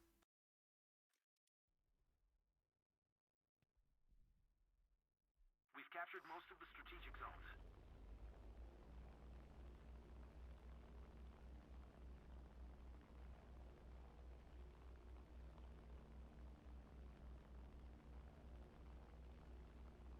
Let's keep the pressure on.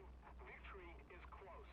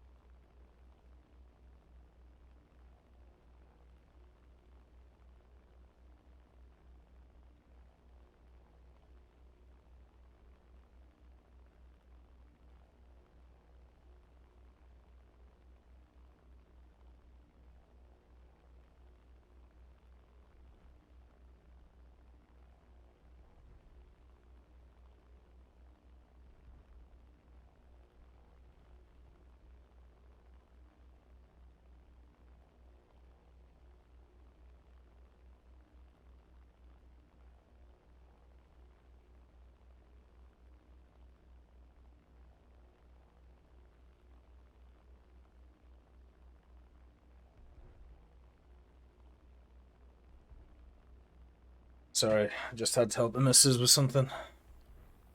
Right, there we go.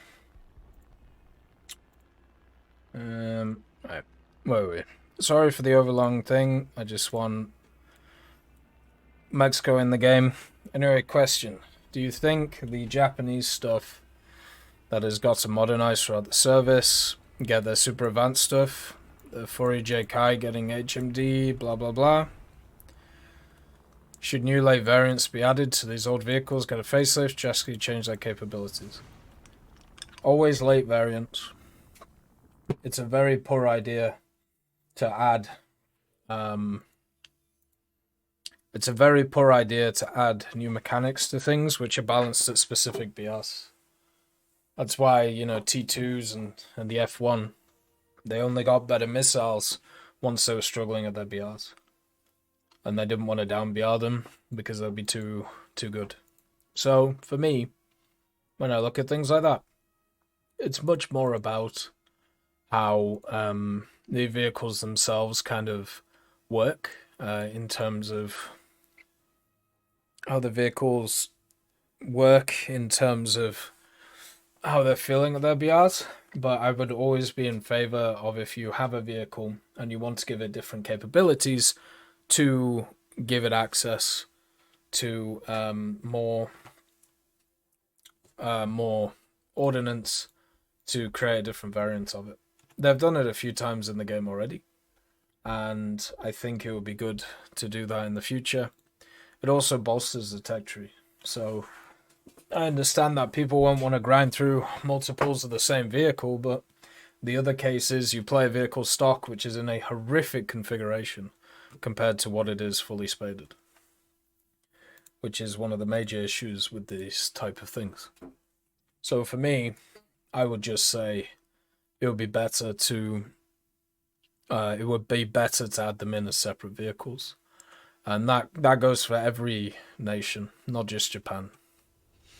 Like, if you have a different capability, whether it be different ordnance or whatever, just from a balance point of view, it would be easier to add if it was like that. So we have Maxwell. Let's see what Maxwell says. Hello, Tech.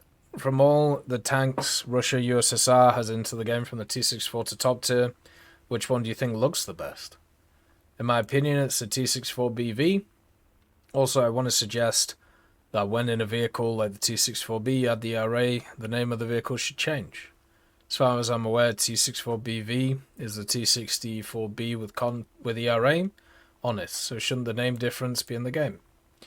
Doesn't seem like too hard of a thing to add, to change before and after the use of the modification. Is that something I should maybe suggest for mechanics? Yeah, sure, why not? For me, I would go for the Dicamax, Who's Your Daddy. For me, in terms of vehicles, there we go. For me, in terms of vehicle names and stuff like that, the more proper they are, the better. Because it basically means that you now have access to what would be classed as more information, right? More information is always better in these types of times, and it basically means that as you get more information going forward, you can make better decisions, what you're facing and what's on your team. I think the T80 looks the best, the early T80, or the first T80 out of them. The T64 does look nice as well. I think, out of all of them, it's pretty good. T72 just looks very generic, unfortunately. And many of the other ones aren't that interesting to look at either. But yeah, I would basically say that. Hey, Acid Vibes, nice to see you. Great question about the Yaks lines, so specifically for the Yak 9s. Is there any point to research and purchase the folded ones? Ones that come next in the first ones, I basically see no difference. Which ones are folded? But I think in general, yeah, just having more names would be better. Especially where heat is still a thing at that BR. Then we have Wee Hee Hee again. Hello, Tech. Hope you're doing well. Do you think Gaijin will add helicopters to the battle pass someday? No, I don't think they will. Anytime soon. The basic reason is there is not that many interesting helicopters for nations that don't already have full trees, and also they don't want to put premium helicopters in the battle pass. And since every vehicle in the battle pass is a premium, wouldn't really make too much sense at the end of the day. Thank you for the subscription, Man's Not Spud. Thank you for continuing to support the channel. It's very much appreciated. Thank you very much. So for me, yeah, that's the issue with it. I think if they decided to do that, there'll be a lot of people who'd be incredibly disappointed, and because it wouldn't be a premium, and also it would just be a helicopter with missiles, which is pretty much what all the helicopters are. There's not really too much spice to it, compared to like the Strike Master, right? The Strike Master has so many interesting like intricacies to it, and compare it to helicopter with tow. Not too fun.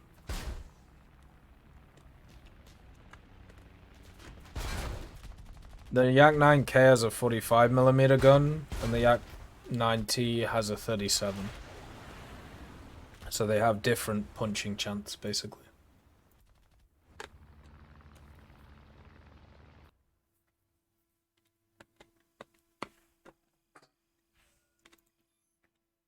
I don't get it. US low win rate, idiot players. US low win rate, they need a buff.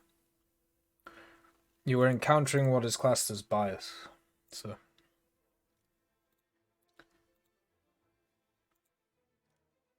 don't worry about narratives. Narratives are a waste of time. Generally.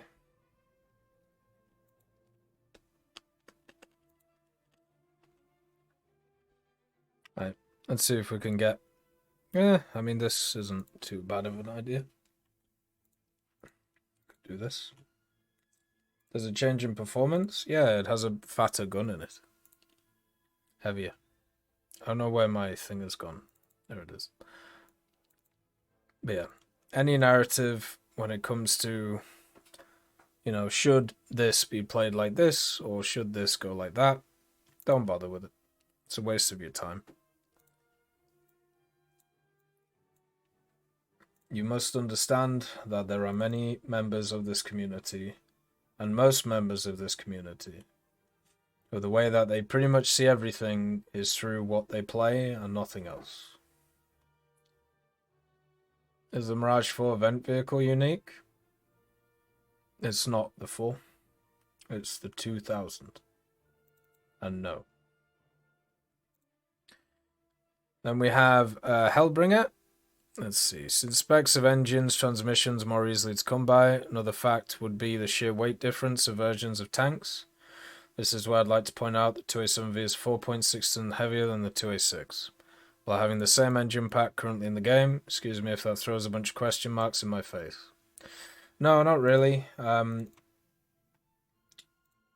If we're talking about the top tier armor stuff, weight doesn't mean jack. Well, okay, let's go through it instead of getting clipped out. So, additional armor does not equal additional weight in every single circumstance. If you have additional weight on a vehicle, that does not equal additional armor.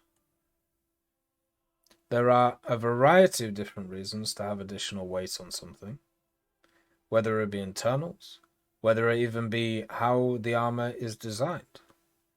Might even be the chemical protection on the vehicle, which is buffed on pretty much all these high-end vehicles. So the question you have to ask, and the conflation you have to stop making, is increased weight equals increased armor. You have to first of all remove all of the different factors to do with the armor, what's the word? you have to first of all remove all of the factors which make the armor in itself not the additional weight. Okay? Because there's two like conflicting theories. Number one, the vehicle has to have more armor because it's heavier. Now, unless you can find a source that links those two things, which is a primary source, it's not very useful. Because you can get a bunch of people who turn around and just go, well, actually, it could be any of these other things. Irrespective of what it actually is. I should also put that out. Irrespective of if it is actual armor or not. Okay? You need to find something that says this is what it is. Okay? The other thing that you also have to work out is, according to the same line of logic of increased weight equals increased armor, there should also have been developments in the same amount of weight increasing the amount of armor. Right?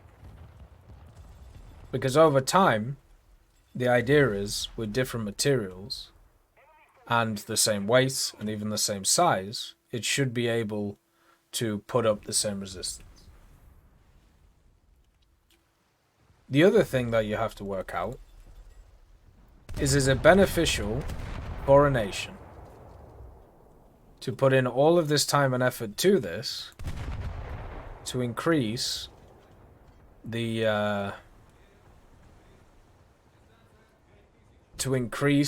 survivability of their vehicles. And if you can figure all of these things out, then we can start having the conversation. But the idea that you can just turn around and just say, because it's heavier, it has more armor, unfortunately, it doesn't work. I wish it did work like that. It would be super easy if it did. Right?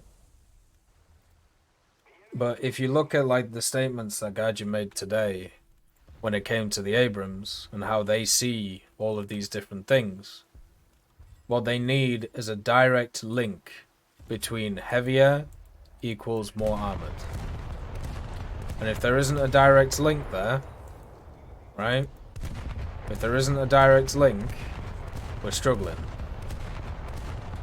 So, interpretations of weight and interpretations of size are all well and good. Okay? And they're all great and they're all wonderful. And we can all sit back and go, yep, bigger equals more. But we know that Gadget doesn't accept that. So, we have to work out a way of being able to prove that it does. And that's what should be focused on. These things are really not as simple as people make them. Because there's a problem. And that problem is doubt. You have to eliminate doubt.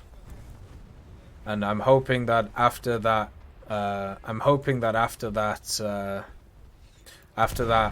deblog they did today, which is Friday, about the Abrams, I hope that now people understand that. They don't want to make guesses which don't have any backing to it. Whether people want them to or not. Okay? And we can complain till the cows come home about if they should do it or shouldn't do it. But the simple fact is they don't want to. Okay? So we need to kind of go from there and work out what can be done to make it so these things line up. And if we can't do it, then we're kind of screwed, aren't we? Because there's nothing we can really do in that case. So the two things that I would say that need to be looked into if you want to get, the things that you want, Number one is find a link between increased weight and increased armor. Okay? Number two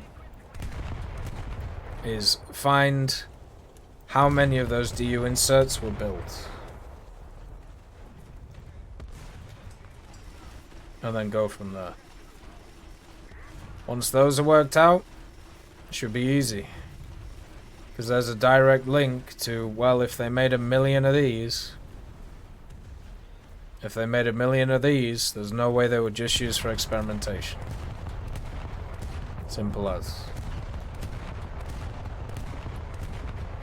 You'll be amazed how heavy certain things are.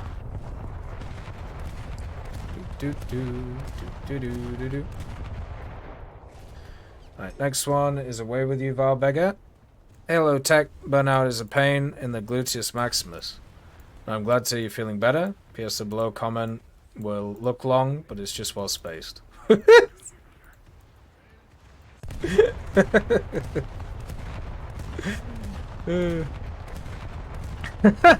Yeah, I'm doing better now. Like, I have a little bit in the throat, but nothing too crazy. But the main thing is, I've had like 3 or 4 nights of like solid sleep, and that's what I needed. Like, I didn't really need anything else. I just needed some solid sleep, and I'm good. So right now, feeling great. You know, feeling ready for Christmas. I'm ready to just chill for like a few days. Let's be honest. Like, it's one of those. I'm happy with what work I put into like the last few months. I'm happy to just kind of chill, you know, enjoy myself. It's time to just relax. You know, you don't have to do anything silly. Just, you know, take a chill pill, play some War Thunder, you know, and just chill. Why do my vehicle suggestions keep getting rejected? I don't get it. You can ask the suggestion moderators why that is the case. Just DM one and ask. Now we need to talk about a serious problem. Sam, that plagues War Thunder, Russian bias, and our Gaijin is a Russian puppet. Uh-oh. Here we'll conveniently ignore the silent majority that just plays the game and question Gaijin alongside the minority of people who truly believe that in a game where different tiers of different nations that destroy their counterparts, Russian bias exists. Tiv Germany balance. Yeah, exactly. Fun times. I would like to know, it was quite funny in that article today about the Abrams, where they literally just said that one of the sources, which was a Russian source, was useless to them. And it was actually wrong several times. But yeah, they definitely only care about Russian stuff. Crazy, right? With the main rant over, I wanted to actually talk about what Russian bias entails and why it actually happens. Uh-oh, that's dangerous. Lag and ping, the subject that comes up a lot at times on Tech Talk, since it affects every vehicle, not just Russian ones. It's hard to fix in any online game. Yeah, and also the fact that certain vehicles, like stuff like KVs and things like that, have really small areas that you can shoot into. Like one of the things that actually made a lot of those Russian vehicles a lot stronger was volumetric shells. And that's the problem, right? Right there. Hey Lorico, nice to see you. Hopefully you're doing good. Because desync is a real big issue with those things.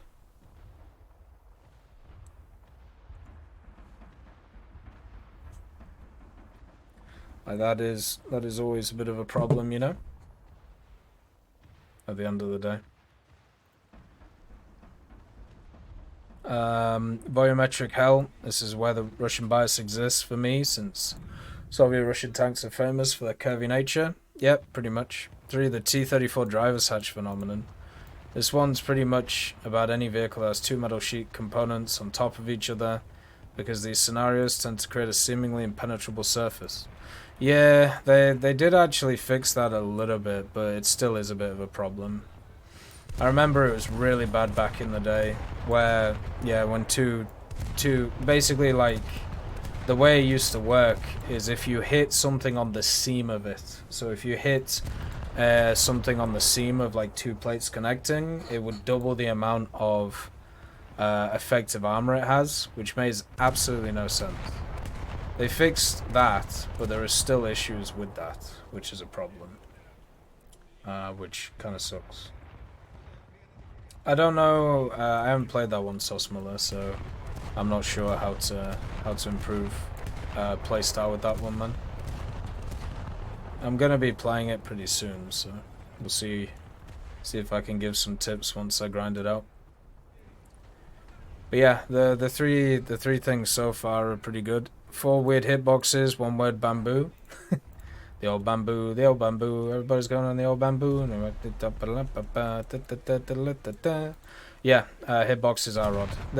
They improved a decent amount of them a few updates ago, was it? But yeah, I will agree. One of the big issues is the hitboxes. But yeah, I mean, all of these lead to very annoying situations, and I don't know if there is a fix to a lot of them. The server one or the ping one, like, they've done so much to try and sort that out, and it's just like impossible. I don't know if more can be done. We'll have to see as it goes forward. There may be more reasons that create the illusion of Russian bias, but in my experience, the 4 above, even by themselves, create a lot of frustrating moments and can lead to bias accusations. So what's your opinion on this? Is there more Russian bias from a technical point of view that I didn't point out? Not from a technical point of view, no. More of a mental point of view, unfortunately. Mentality-wise, it's definitely a problem for a lot of people. But hopefully, going forward, it can be solved, but I don't think it ever will. It'll just get worse, especially since we're getting into the stage now where everybody who's whining is conflating a video game with real life. I'll be right back.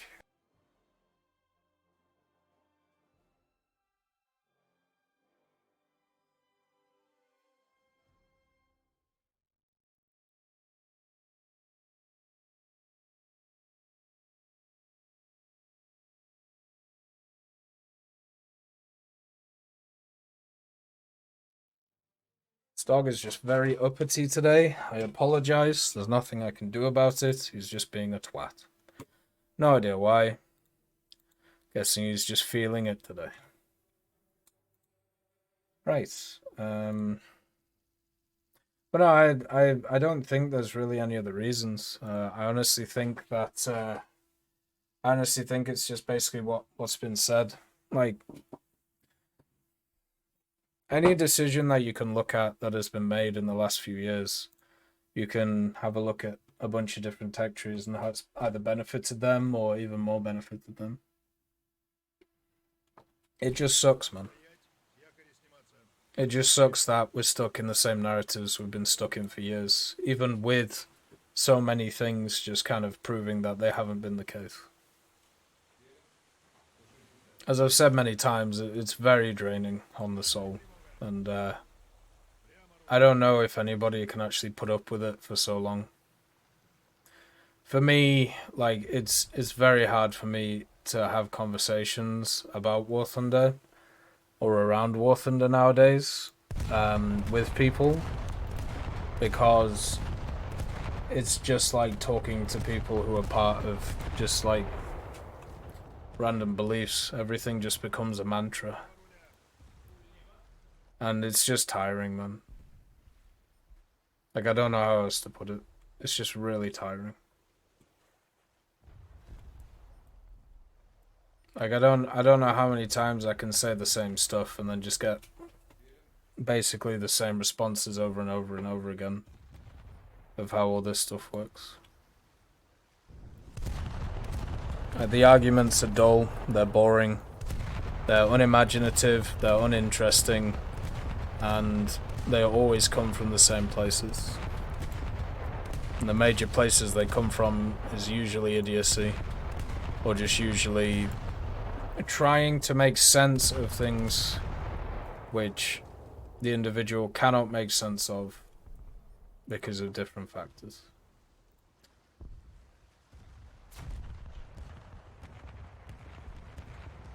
It is, I mean, in a way, it's kind of like the anti-vax stuff, but with a lot of the anti-vax stuff, there is, you know, obviously stuff that you can point towards, and yeah, people won't listen.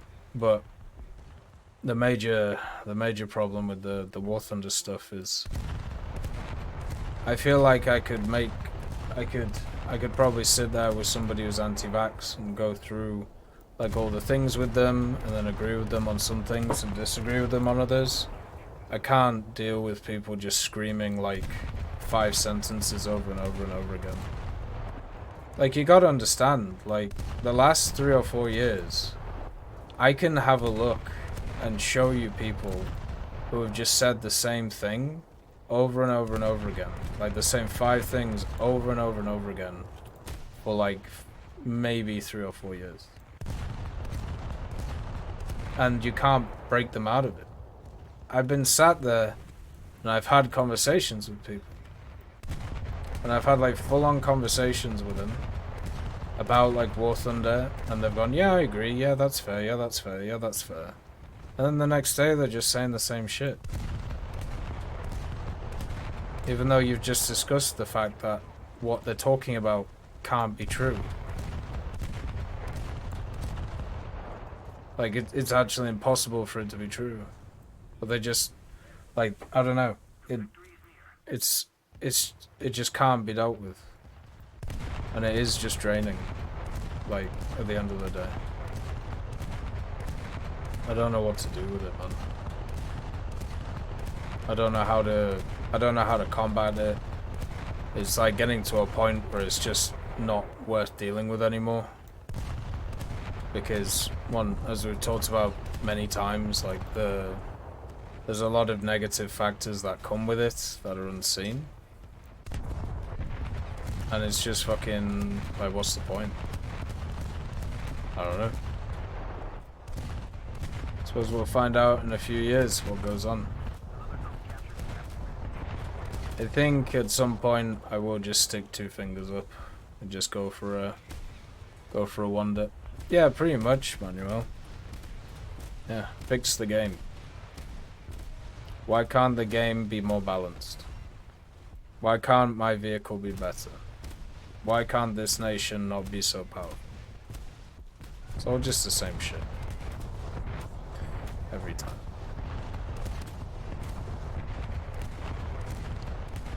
Hey Creeper Killer, nice to see you. Hopefully you're doing good.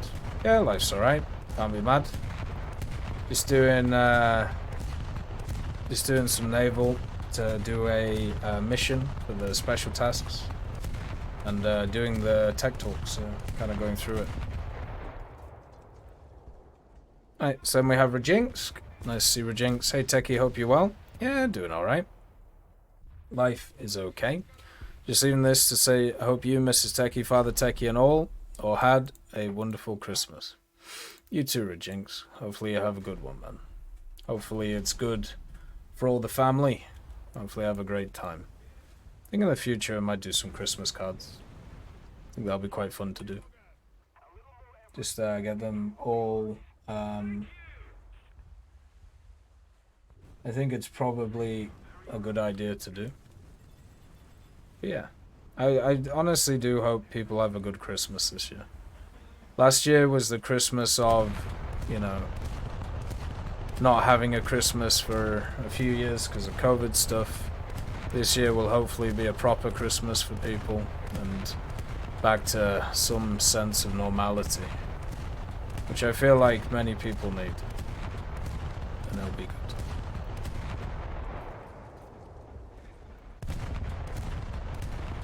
It'll be a good time. So we have Ruthlessly Efficient. Hi Tech, what's your opinion on the current states of the Italian air and ground tech tree? Also, how can they improve it in the future? They have the best propeller airplanes in the game in terms of fighters. They're incredibly powerful, insanely good, and very fun to fly. They have a decent amount of good jets nowadays. It's a bit up and down, but that's more about the history of the setup and nothing really else. I would say that I would like there to be a few more bombers in the tech tree, or mainly strike aircraft, if I'm honest with you. strike aircraft, I think, would have been a lot nicer to see, or at least certain things labeled as strike aircraft. The ground tech tree is fine. The start of it is pretty bad. It's not very fun at all. It's a pretty weak area of the tech tree. The Hungarian edition has been really nice to it. And also, I would say that I think the way to improve Italy is just to keep adding subtech trees. Keep going nuts with it. Keep having a bit of fun. Keep enjoying it and going through it. Obviously, the Arietes are going to get the spore liners, which I suppose is nice, but they'll still be crap tanks. And yeah, the way that you improve a tech tree like that is by adding other nations, which is what they're doing. Next probably will be Japan for a new nation, and then also some other stuff, so shouldn't be too bad. Should overall be positive. Italy is a fun tech tree. I know a lot of people go after it for not having a ton of good stuff, but I've always enjoyed the aviation side, and the ground side has some good stuff too. It just depends on which BRs you play, right? Well, that's unfortunately what it ends up with every time. Not too enjoyable. So we have Common Sense again. Bruce Dickinson of Iron Maiden is a huge aviation buff, flies his own band, and I think he might have his own Spitfire. That'd be kind of cool. He's been referenced as somewhat of a British historian on World War II aviation, and writes songs about it, which is cool stuff. He when he was over here, he made a few social faux pas, I think is probably the way to put it. In terms of like talking, because he started talking about the no-no stuff you're not really supposed to talk about, like the not Aboriginal, but you know what I mean, like the natives of Canada, the First Nations as they're called, and he just started going on about like how well, you know, we've done stuff, you've done stuff. It's just how it is, and hopefully we can all laugh and have fun. Which is pretty much the British attitude to most stuff, because of, you know, the whole... It did quite a lot of stuff, and it's kind of my attitude towards it too. I don't really like being blamed for the sins of the forefathers, if they are the sins. And what is... The problem with that is, unfortunately, you can't really say that stuff in Canada. At least in my area of Canada, because there's a lot of people who have a ton of guilt for what happened in the past, because they just can't get over the fact that their previous generations just let a bunch of people either be killed, or, you know, their way of life completely changed, or, you know, trying to destroy what was seen as a different society, westernize the whole thing. For me, as I said, I'm not really bothered by it. It's not really something I am too bothered about. But yeah, there's a bunch of people who are for some reason.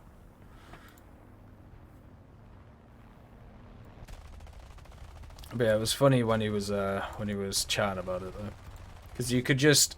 Everybody was like, well, yeah. And then he like started saying that, and then you could physically hear the audience just be like, oh. Like, ooh. What are you gonna do? And we have Andrew Fitzsimmons Evans.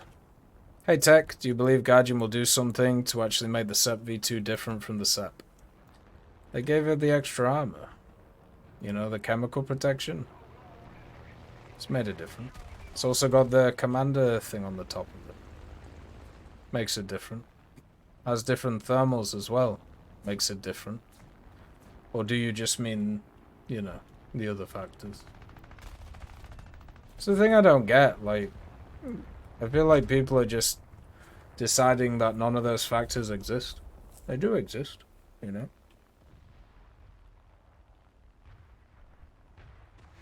It's a bit weird. Apart from the useless ERA and the Crows 2, that has no real value because it's not functional mechanic in game. I'd either give the V2 access to the A3 or give it the quote missing DU armor. At least that would make me choose the V2 over the V1 as my first spawn. I mean, fair enough. They talked about it today in a dev blog about what they want to do with it or the way that they see it. It's something that not a ton of people are going to be happy about, the way that it's like set up or the way that it's done. But yeah, it's one of those problems which you want stuff to be similar because you want things to be, you know, no like simple or noticeable compared to everything else. But at the same time, one of the big things that you also want is things to be slightly improved or a reason to grind them out. They could give it the A3, they could give it extra armor, but you know, if you read what the blog said today, and I know a lot of people are going to read it and they're just going to be pissed off, and it's because we live in a world of belief and feeling instead of, you know, what Gaijin are trying to use, which is unfortunately, you know, bare bones logic. And for me, I'm alright with the world based around bare bones logic, but a lot of people aren't. And the problem with doing that is it means that interpretations of things are going to be a bit all over the place, and people are going to have different interpretations of similar facts. So it's just how it is. Like, I don't know what to say.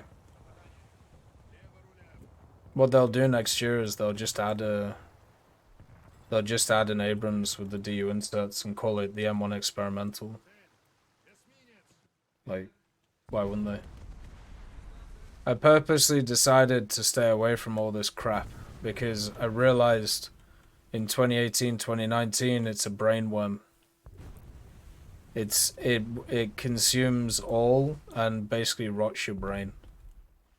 And I've seen so many people just down there rotting away, stuck on this idea of this has to be like this, and if it isn't, then everything's wrong in the world. It don't work.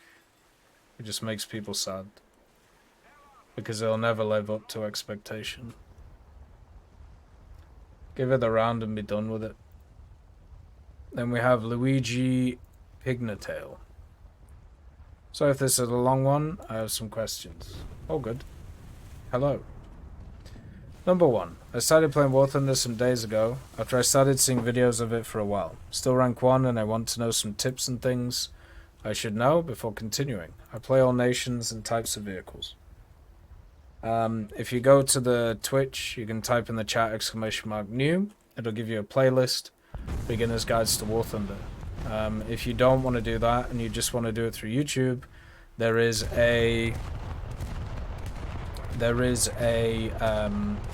playlist on YouTube which is just straight up Beginner's Guides to War Thunder and War Thunder tips.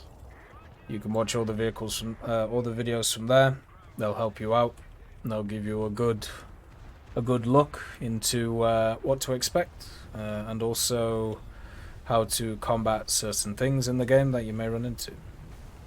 Number 2, what's the best mode for which vehicles? I only played arcade so far. Want to know if some vehicles are more fun on other modes. That's more about your personal enjoyment.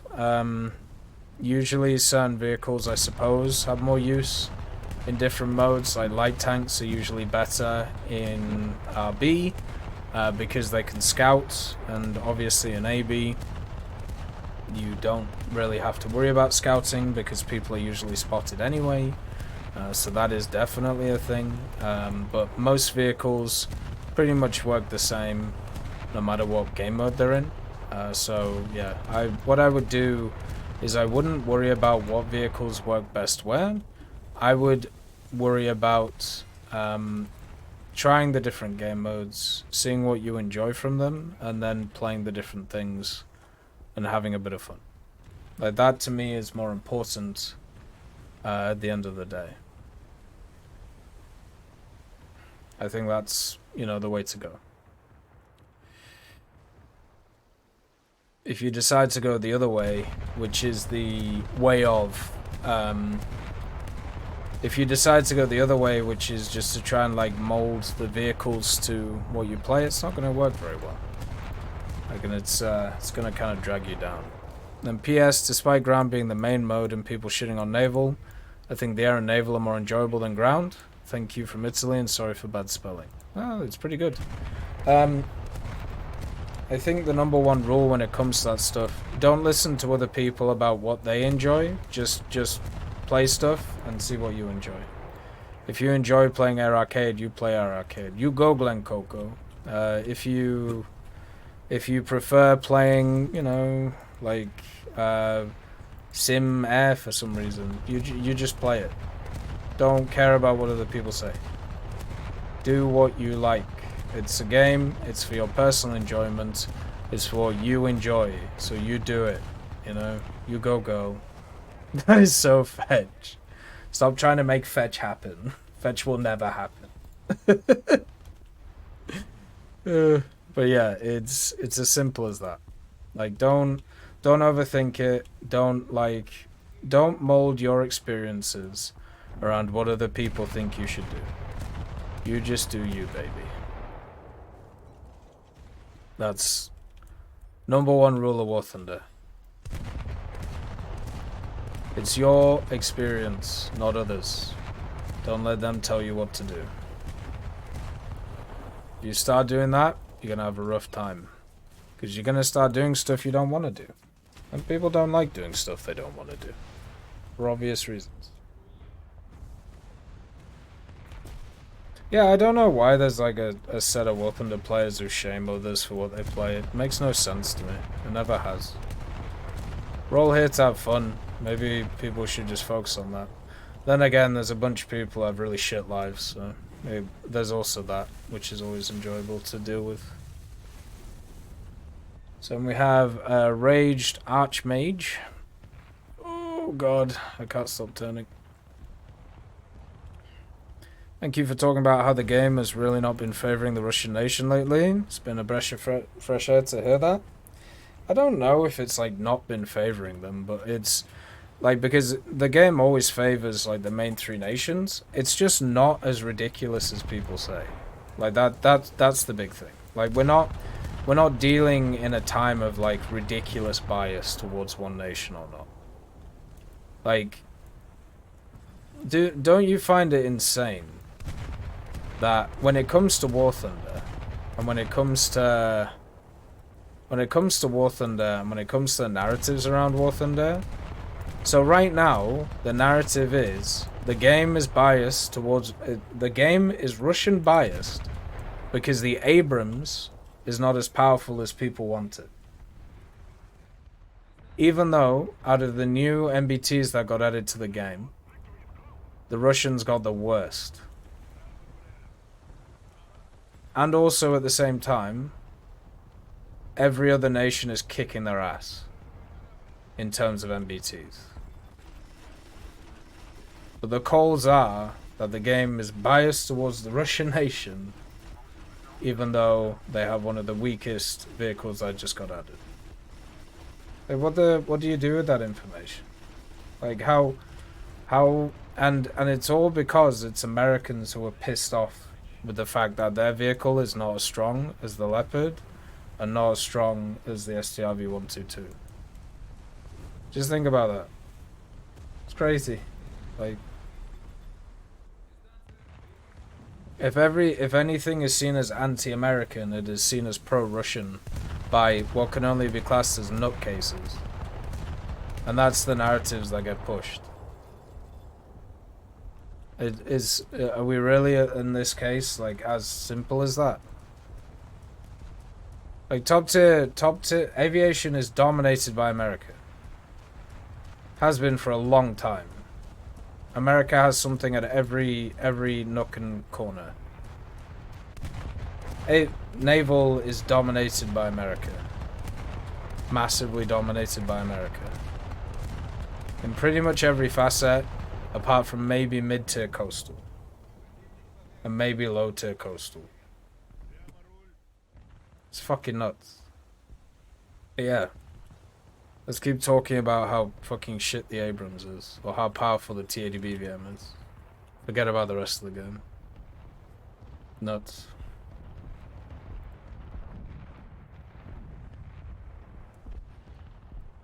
Russia isn't getting its ass kicked, truck me. When I say I mean ground? Yeah, I'm sure.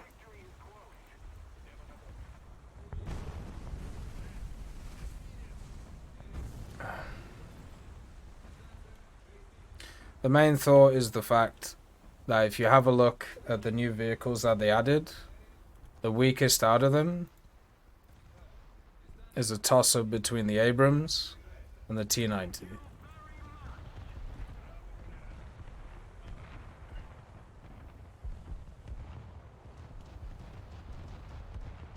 Like, it's crazy. Hey TEC, on the top of the biases, this is from Florius. Maybe they can add test drives in a real battle. E.g. I unlock, say, the M1A2, get completely stomped by a gang of BVMs, and then go whining on the forums for Russian bias. Instead, what I could do is receive a coupon when I unlock the M1A2 that allows me to jump into a BVM and see myself how it compares to other vehicles. So wait, I need to set bombs on this guy before he starts moving.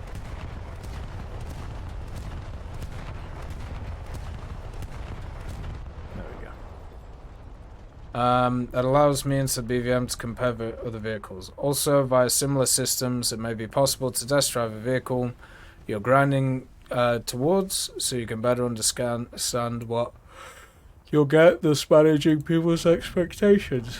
I mean, yeah, I suppose you could do that.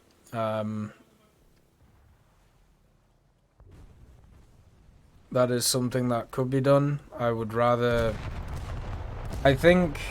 You could do all of these things over and over and over again, but I think what is actually more important is for people who like feel the way that they do about these things to actually take the onus on themselves to actually play the different things. Because no matter if you make it so people get access to these vehicles for free, they'll still complain. So what you have to do is you have to put the onus on the individual to actually put in the effort to get access to these things. If you just make it so they get stuff for free, they're just gonna whine anyway. And it sucks. I wish it wasn't the case, but they will. So that's the thing. It would be much better if it wasn't the case. I would prefer a world where it wasn't the case, but it is the case. So. Because one of the things that's never really taken into account when it comes to these conversations is how good the other player is. Or also if they have actually played other things. What even hit me? So yeah. I think it should be mandatory. If you are going to talk about a BR bracket, you have to have played all the vehicles in that BR bracket. Which is a tough thing to do. And definitely not easy. But would lead to much better conversations.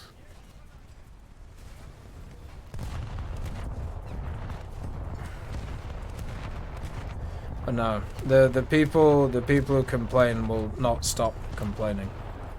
And the reason I know this is because, once again, I know a lot of the people who complain, and a lot of them are the same people who have been complaining for years about different things in the game in different periods. And it's mainly because, unfortunately, they either have mental issues, or they don't have jobs, or they don't have family, or they don't have something to actually keep them preoccupied, so therefore a video game is their life. And that is incredibly sad. And I wish it wasn't the case. And I wish people could find happiness and smile and focus on different areas of their life, but they just can't. And it makes me sad every day seeing the same people do the same things over and over and over and over and over and over and over again. So we have Kiwi Flyer, been playing Enlisted, pretty fun at the moment. I mean, fair. I'm sure it's better than it was, because if it wasn't, then yeah, the game would be just straight up dead. The game was in a very poor state of balance beforehand, so...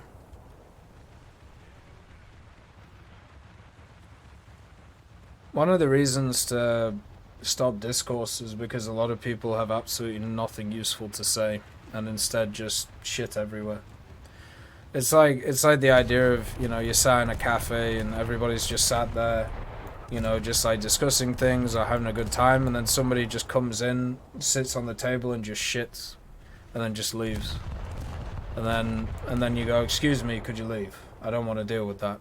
And then you'll have a set of people who turn up and go, whoa, whoa, whoa, whoa, whoa, whoa, why aren't you allowing this person to be involved? Well, they just shout on the table, actually. Well, no, but you gotta be fair to everybody. Yeah, but you just shout on the table. That's what it feels like to me. A lot of these conversations. Like, you have people with inherent issues, whether they be mental, or whether they be just straight up deranged when they look at things, and just, you know, the idea of just having a fully open forum, and it's like, yeah, sure, why not? Like, you know, at the end of the day, what ends up happening is what happens now, where if you let the lunatics run the asylum, then nobody takes anything seriously. That's why the War Thunder Reddit has massively lost popularity, and why also at the same time you have like the forums, which everybody just laughs at now. Because a lot of it is just a joke, because it's just people who are on this, or who are on specific spectrums in different areas, who need help but don't get any.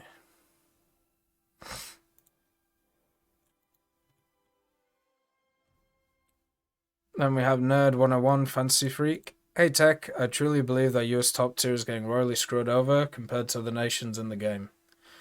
They have very weak armor and weak rounds across the board. Even the M11287-900 round has a very hard time getting through frontal armor of other nations. Leopard and T-80-90 series tanks in general, the bias is truly felt when playing US. See, the issue here is you've forgotten that 7 other nations in the game exist. So when you remember that the 7 other nations exist, which aren't labeled US, Germany, or USSR, then we can start having conversations about which nations are getting screwed over. Have a look at the top tier of Israel right now.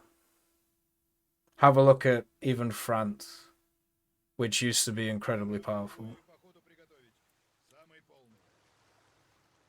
So the main thing is remember that there are different nations in the game.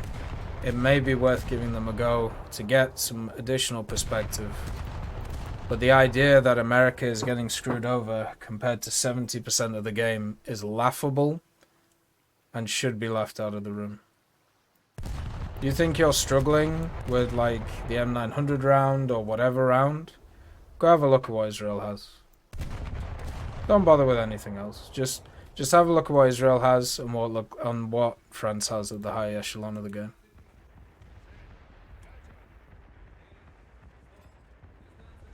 Like, I don't know.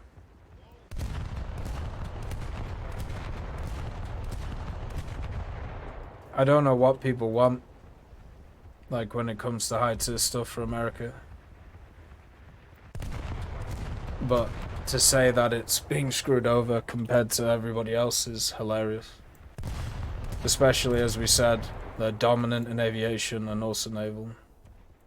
It actually sickens me, just thinking about it. It sickens me that we just have straight up a set of people who think that America should just be the best at everything. All the time. How do you even deal with that mindset?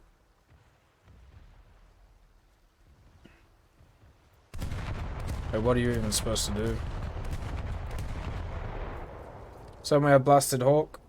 Hello again, Mr. Tech. Me and my mate just made a poor decision and bought the TO-55. Would you have any tips or strategies for it? Well, it's basically a T-55, right? Like, the way you play T-55s is just like other standard MBTs. The issue with the TO is its upgrade that it has is pretty worthless, so it's not going to work very well. And hopefully, going forward, it will be something which has a bit more to it in terms of lineup. But yeah, if you haven't played any of the T-55, T-54s before, you play it like every other vehicle. Your armor is okay, your rounds are pretty good, but the flamethrower is basically just an added thing. It doesn't do anything, you know, at the end of the day. Which is just kind of how it is.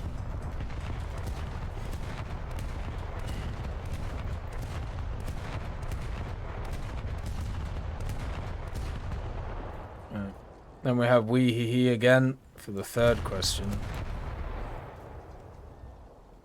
I have a third question. Why Gaijin won't put Squadron vehicles on sale? Also, while Gaijin made end-of-the-line vehicles easier to spade, they forgot Squadron vehicles, and for example, the Squadron YAR has 97 KRP cost, please fix.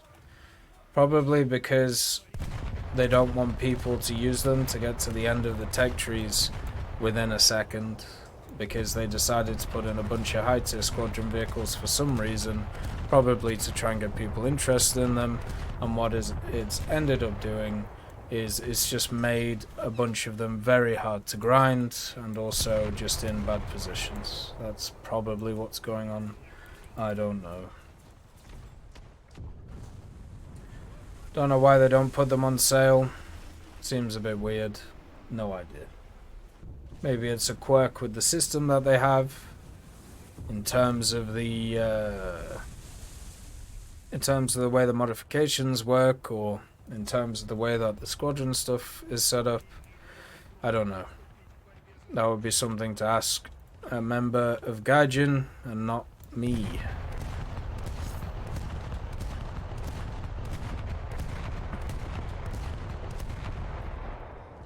Because unfortunately, I don't have an answer. Fun fact about the Chinese burning documents: so a lot of specs are from Western captured vehicle testing. They had better specs in Western hands because of high octane fuels and higher quality fluids. Probably. Wouldn't be surprising at all. But at the same time, at least, you know, at least it means they can have a lot of fun times with vehicles in the game. Japanese propeller aircraft are incredibly enjoyable.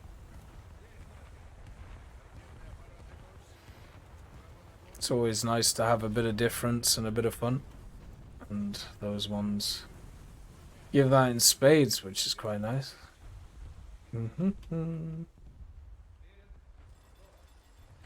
Hopefully going forward we can have more of that.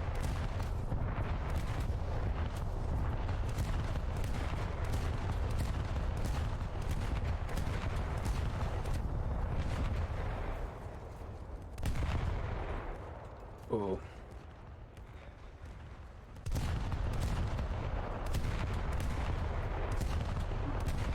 Come on, baby. Oh my god. I hit this guy 50 times. Why even bother? Then we have Jerry. Gaijin really needs to lower the grind of helis. Once you get past the first rank, each heli is 200k plus. The BR-105 at 9.3 is 360. Also, yesterday I got a nuke in the Black Prince. When I was about 1k away from the battlefield, I got team killed by a plane. I've seen the problem with people team killing nukes getting a lot worse recently. I think Gaijin should just disable team killing for nuclear bombers or every plane. No. I think it's fine the way that it is. I think the fact that you get affected by something once, you think it's a much larger issue than it actually is. The vast majority of the time people throwing nukes, they do not get team killed. It's something just like how people think team killing is rife in every area of Air RB, Air AB and everything. It is not the case.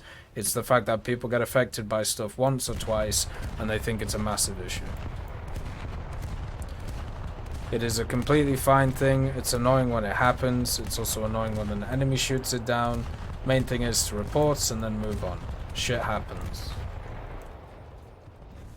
If you're in a position to get a nuke and to do well in it, most of the time you've already done really well in the game, so everything's fine. The vast majority of the time in War Thunder, you do get good teammates. You do get good people who just want to play the game and have a good time. Focus on them instead of the negatives. You'll feel a lot better about your life. Welcome to how to create a happy mindset in 3 easy steps. Number 1, stop focusing on negative achievements or negative things that have happened. Step 2, surround yourself with people who do exactly the same thing as that. Step 3, start smiling and hugging people. You'll have a much better life. Trust me. Positive energy is very much real.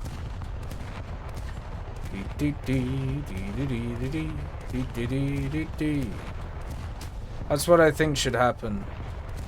Whenever you have a bad moment in War Thunder, you now need to hug one other person.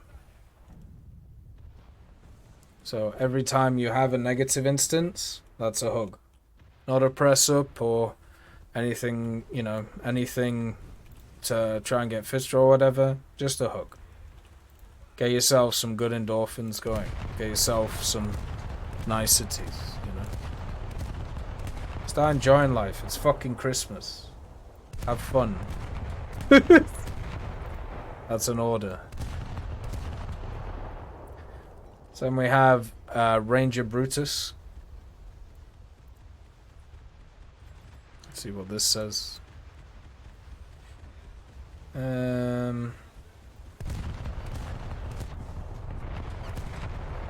This update basically put the final nail in the coffin for top rank Italian tanks. That ship sailed 2 years ago, brother. Gaijin refusing to give Ariete its composite armor makes it borderline unusable other than other high rank MBTs. It was already unusable before that, and will be unusable going forward. It's why it's not the same BR. It's quite literally like taking a Leopard 1A1 120 into 11.7. Yes, you have a nasty gun, but you can't tank a hit. There's literally an overwhelmingly larger blah blah blah blah blah. I don't care. I just don't care. I don't care. Don't care. Don't care. Don't care. Don't care. You are ranting. Not interested. Move on. Go hug somebody. What you should be doing is you should be requesting a Leopard 2A6 for Hungary.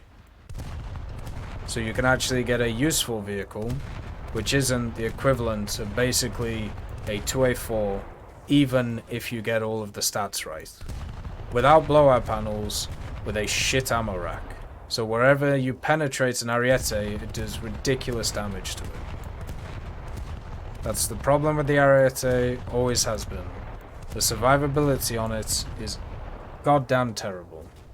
But don't worry, you'll probably get spoil liners and other little intricate things to improve its usefulness by about 1%, and then the 5 people who play the damn things can rejoice, instead of all the people who talk about them and don't play them. And know, if you buff them to high hell, you still wouldn't get a bunch of people playing them. The Ariete and the Italian tech tree overall is one of the most talked about and least played things in the game, because of the whole minority, loud, obnoxious crap, which has been happening for many years, and it isn't fun, it isn't interesting, it's happened all the time. It's basically short man syndrome. It's I feel the most depressed because nobody plays me. Better scream at the clouds. That's literally how it goes. Maybe just enjoy life. You know? Maybe just have a good time. Maybe go out. You know, maybe celebrate someone in your life. Go and have a birthday. Go and have some cake. Go hug somebody. Maybe have some alcohol. Maybe not. Have some water. Just enjoy yourself. Have a good time. There's no need for anything else. Forget about your worry when it comes to War Thunder and when it comes to how the Ariete is modeled. Just enjoy life, you know? Become ungovernable. Become a lover, not a fighter. So we have Charles. Oh no, sorry, this one. Then we have The Pen Man. My mate went to see Maiden a couple months ago, said it was brilliant. I'm gonna see Depeche Mode in January. I don't know what that is, with my dad and his pal. Then Foo Fighters when they come to Glasgow at the end of the summer, so I'm really looking forward to next year. That sounds good. We don't actually have anything planned, I don't think, for next year yet. There is a few things that are planned, but not in terms of concerts and stuff. We're going to a country concert, I think, which should be interesting to see. But no, we went to last week. We did a few things. We saw Elf the musical. Don't bother, just watch Elf the movie. It's so much better. Elf the musical. They added a lot of theatrical things which didn't need to be added. It very much was just they took the movie, removed the things which were fun, and added in theater crap. So if you haven't seen the movie, it might be fun, but if you have, it's a waste of time. Talking Turkeys was very fun. Talking Turkeys is a show that is in Canada, and it's a theater performance by 5 women or 6 women. I might have miscounted, but basically they've been doing it for 30 years. And it's a comedy show around their lives. But what's interesting is over time, of course, their lives have changed because of the fact that they've moved on with their lives. So, depending on the year that you see, the show's completely different. Pretty cool, right? So nowadays, they're talking about, the fact that a lot of their relatives are getting dementia, people moved out of the house, and their kids have all grown up and stuff, and it's kind of interesting. I would actually like to see a bunch of recordings from like previous years and see how they're set up. We also went to go see Vivaldi's Four Seasons. It was a quartet, 1 viola, 2 violins, and a cello. Fantastic, absolutely beautiful. Easily the best thing we did this Christmas, and there is actually a brass band thing going. But unfortunately, we can't go because it's only on Christmas Day, and that sucks because we have plans. But that would have been really nice to go to. Looking forward to next year, though. We should be going to a bunch of fun stuff. Should be nice. Depeche Mode. How do I not know them? I don't know. I mean, I might have heard their songs, but as we've talked about, I'm not very good with names of bands. I'm actually very bad at it. I've only started remembering Enslaved, the band which I went to go see when I was in uni. Then we have Charlie's Leaf's Son of a Father Hero, something like that. I actually hate the fact because of some crying Johns, Squadron decided to alter the kinetic damage to 0. Well, they didn't. It was a bug, so you don't have to worry about it. They don't really do anything based on people screaming at them, just like most companies. What they do is they take advantage of moments of screaming. How do I put this? So, imagine you have plans to do something, and then a bunch of people just start screaming, which is over there. And what they're screaming about is the thing that you're going to change. So you know what's a perfect thing to do?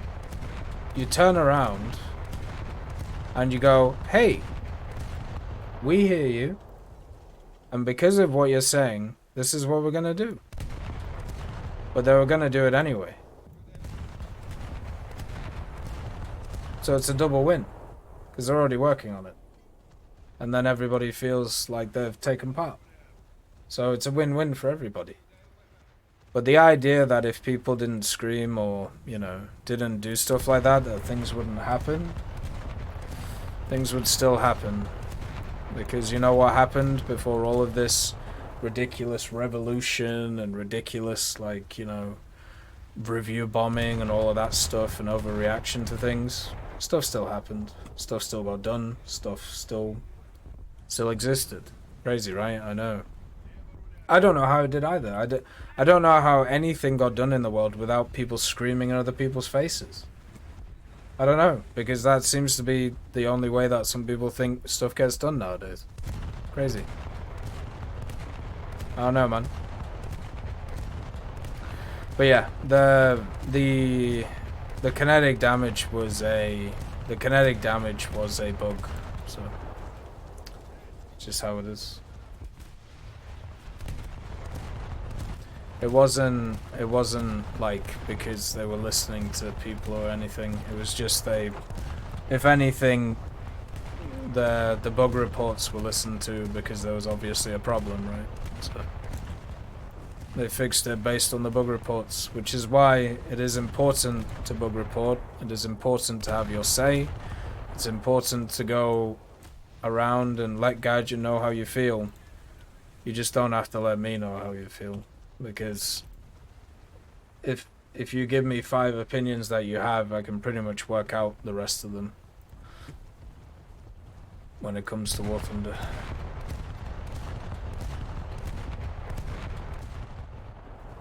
So we have Serpa. Hey Tech, can you make at the end of the day shirt or sticker or something? It's kind of your catchphrase. I mean, I could, yeah. Like, at the end of the day is something that a lot of English people say. It's mainly liked to, hey, your local meme, nice to see you. It's mainly likened to football managers when they're doing interviews after like their sides have lost or whatever, because they always say stuff like, at the end of the day, like practice makes perfect, and we're going to work really hard as a unit to you know, push forward and, you know, do all that stuff. And so that's more of like a manager thing that happens a lot. That's at least where I first started hearing it. But yeah, we could have a look at that stuff. Around the place? Yeah, there's that too. There's a lot of fun little catchphrases here and there.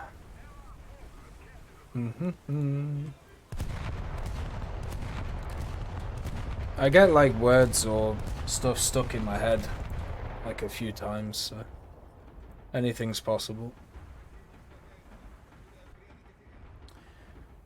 And we have Church of Le Soir. Oh my god, Gaijin really must push you to make marketing at its worst? No, Gaijin doesn't push me to do anything. Like, I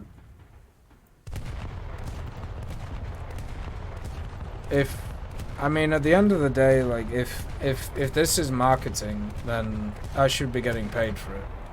And second of all, I would do it in a very different way compared to the way that I do it. Because, you know, somebody who's like read into marketing and is somebody who kind of understands the way that it works, one of the key things. Oh, by the way, thank you for the subscription, Cannon Fodder. Thank you for continuing to support the channel. It's very much appreciated. Thank you very much. Happy anniversary and Merry Christmas. One of the things you've got to do as a marketing person is you have 2 things. First of all, you never make yourself a public figure. If you are the person pulling the strings and making certain things happen, you do not want to be a public figure, because there will be decisions that you have to make that will be that, if people realize the reason why you make them, are very negative and not very cool, because it's about basically playing on people's mentality, right? You know, stuff like, you know, forcing them to be addicted to products, or coercing them into being addicted to products, or just working tooth and nail to try and make it so they only want to use your stuff over others, and using a bunch of different techniques to do it, right? So if people figure out what you do, that's generally a bad thing, because they'll come after you, because it's awful. And that's why I've said many times I'm not a big fan of marketing, because a lot of it is about manipulating your brain to believe certain things compared to others, and that's no fun. That's actually very negative in general. The other problem that I think Gaijin would have if they've sent me out to do marketing is I would probably not make videos which straight up lambast them for the decisions that they make.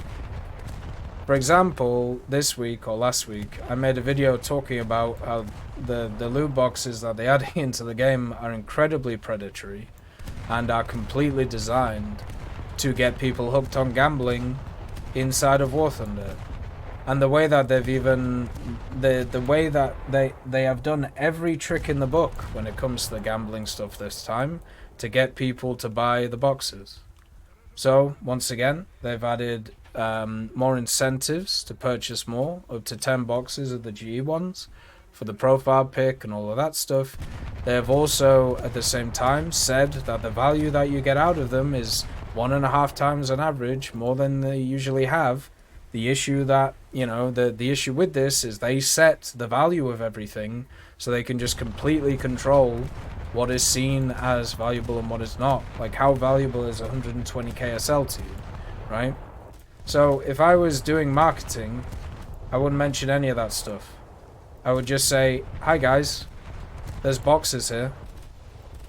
You know, if you want to purchase GE, you can do, and you can buy them. By the way, use my link to do it. Oh, and also, here's a video of me opening 500 of them. And oh my god, wow, I got like these 10, 20 vehicles. Isn't that crazy? Wow, guys, isn't that amazing? That's what I would do. Because you know how I know that? Because a fuck ton of people do that. I don't, do I? So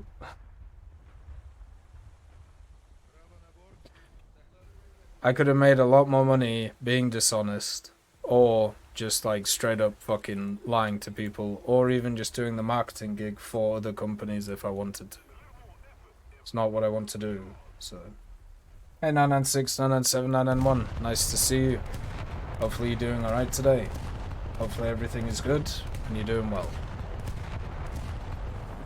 My streaming plans over the holidays. So on Christmas Day we'll be streaming in the morning. So morning PST, so afternoon European and so on.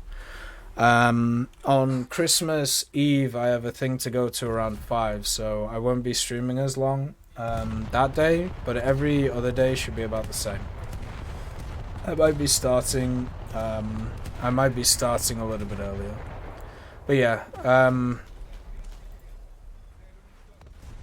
it's very easy to pick and choose stuff to watch and pick and choose narratives to follow. So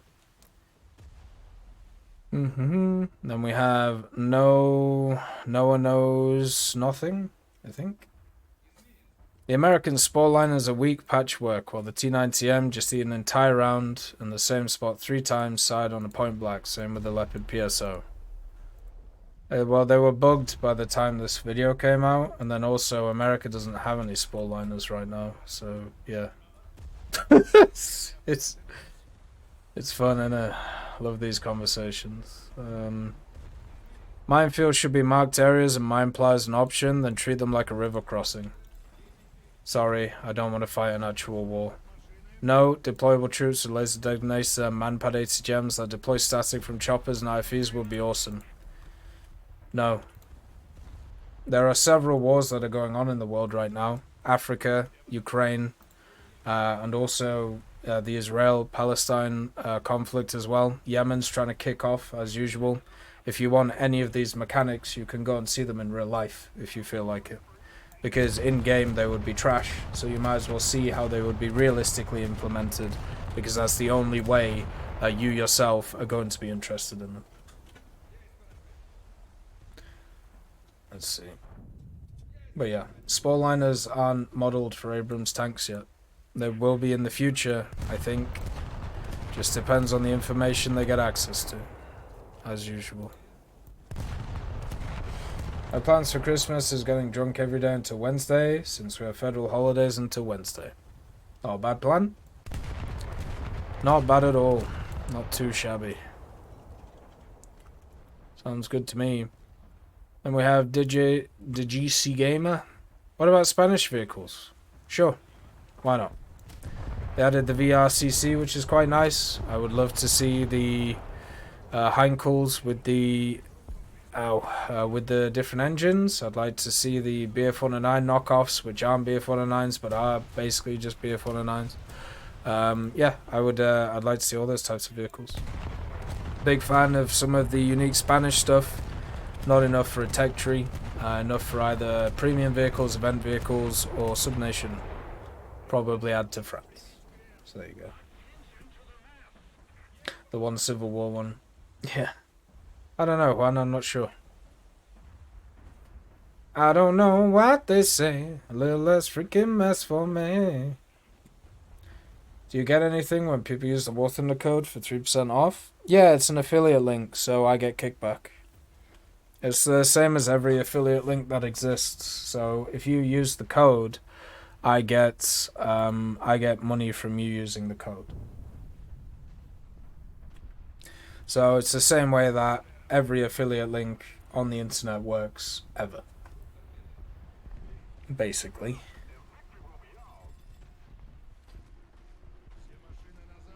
Then we have DT Beagle. Oh.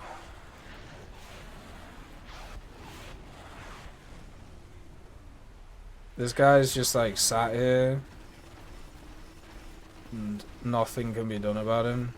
So it's not very enjoyable, is it?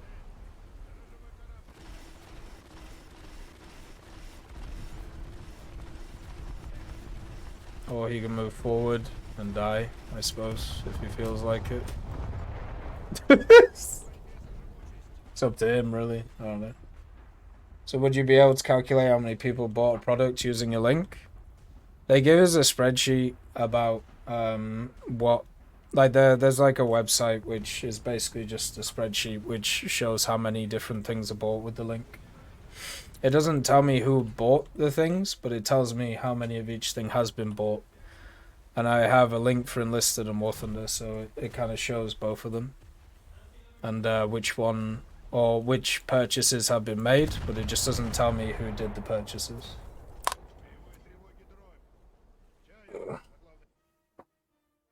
And it breaks it down basically like by day, by month, by year, stuff like that. Makes it very easy for me for tax stuff, which is good. But yeah, it is straight up how every other affiliate link in the world works. And I think anybody can apply for one now when it comes to War Thunder. You just have to be above a certain level. How many people brought the premium tornado? You mean through my stuff? Okay, this will be the only time we have a look at this one. Because it's a bit of a pain me opening it because of all the different authenticators I have. I usually only open it once a month or to basically send in the invoice. Love me protections. When was the tornado? It was December, right? So 52 people.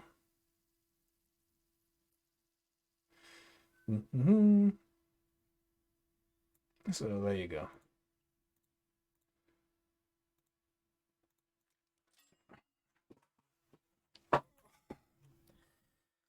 You bring up market on console. The biggest holdup is that the consoles don't want players accessing third-party stores because they don't get a cut. Yeah. Yeah, pretty much. Which is why they would have to like work out a deal, right? If they wanted to do it. But I don't know how they would do that or how possible it would be.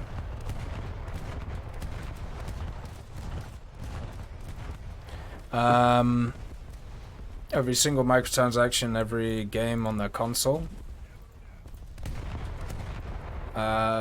With the market, however, they wouldn't necessarily be able to do that. That, and at least in Sony's case, they don't like not having any say in pricing. In the name of consumer protection, I don't think the $7,000 pixel tank is something they're fond of.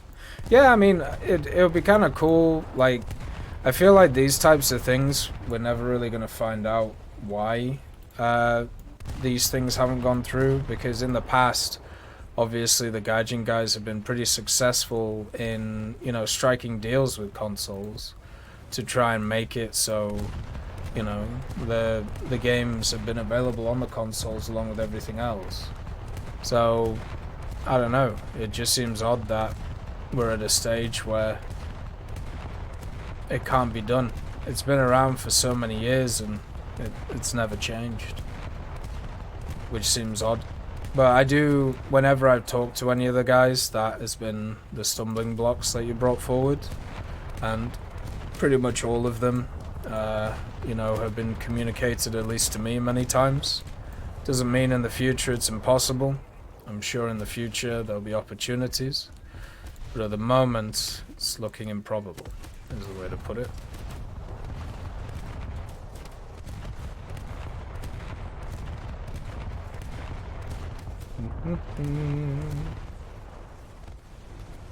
I can't actually stop moving right now, which sucks. Easy, give consoles the ability to buy Gaijin coin. The console's gonna cut the sell on the coin. If it was that easy, it would have already been done. The issue is that they want a percentage of each of the transactions, and also at the same time they want control of what is on the market.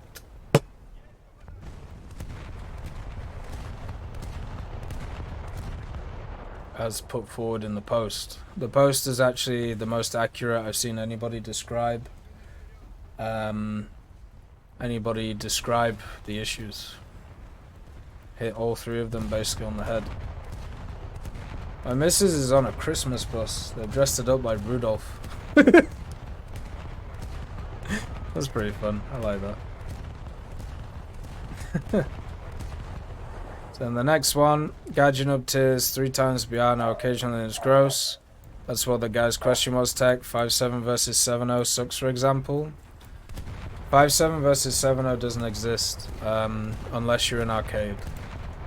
Like in Air Arcade. In Air Arcade, they should remove the archaic system and push people towards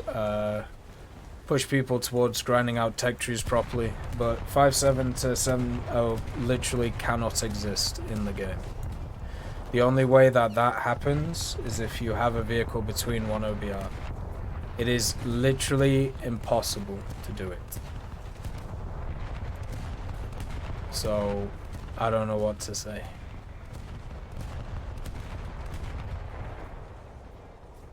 Simple as. So we have Well, Thunder is such a trash community, not TEC in particular, but I played one game for the day, I got called a slur, and the guy crashes into me, my wings break, but not his, and I have an 8-minute crew lock. I logged off right now, that second, and just played Fortnite. Fair enough. I think we've had one game today where somebody was slightly peeved, and we've been playing for, I don't know, 6 hours? Really depends on the areas of the game you frequent, you know? And also if you focus on that stuff. Like at the end of the day, like, I mean in Enlisted, for example, I just turned off the chat. Like, because there's no real use for it. Like, I'm not gonna get any interesting information from people using it. So like, it's just one of those things which I don't. You've got to be super careful with some bad apples ruining the bunch, right? War Thunder has 230,000 people online at one given time during days nowadays. The people who frequent stuff like the forums and the Reddit and a lot of the places where you see a lot of the negativity are in the hundreds, maybe at most 2,000. So even by a percentage of player, it's an incredibly small amount of people. Which is why when people always talk about like, well, you know, why do you talk about like these community members, you know, basically just being assholes, but say that the game is not full of them? Well, because it isn't. Like, very big difference. between the two. I don't like collective punishment. I've never really been a huge fan. So yeah. At top tier aviation, there's a lot of aggression, but as I said, that's mainly the people who get involved in it. I think if you actually did some,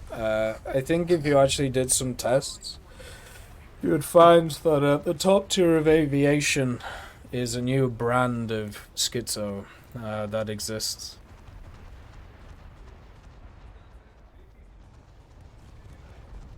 Like, it really would be interesting to see all of those guys in some kind of study. Just like see why they do what they do, you know.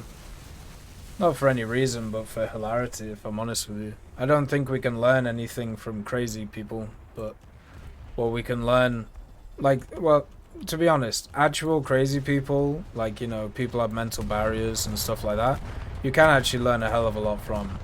People who get annoyed at a video game because of perceived grievance, you can't learn anything from. So yeah, it's just, I think it would just be funny. And this year, at least for me when it comes to War Thunder, it's been the year of fun. It's been the year of silliness. It's been the year of kind of showing how absurd a lot of it is and how insane everything is. And we're going to continue into next year. Because it's been fun. It's been an enjoyable time.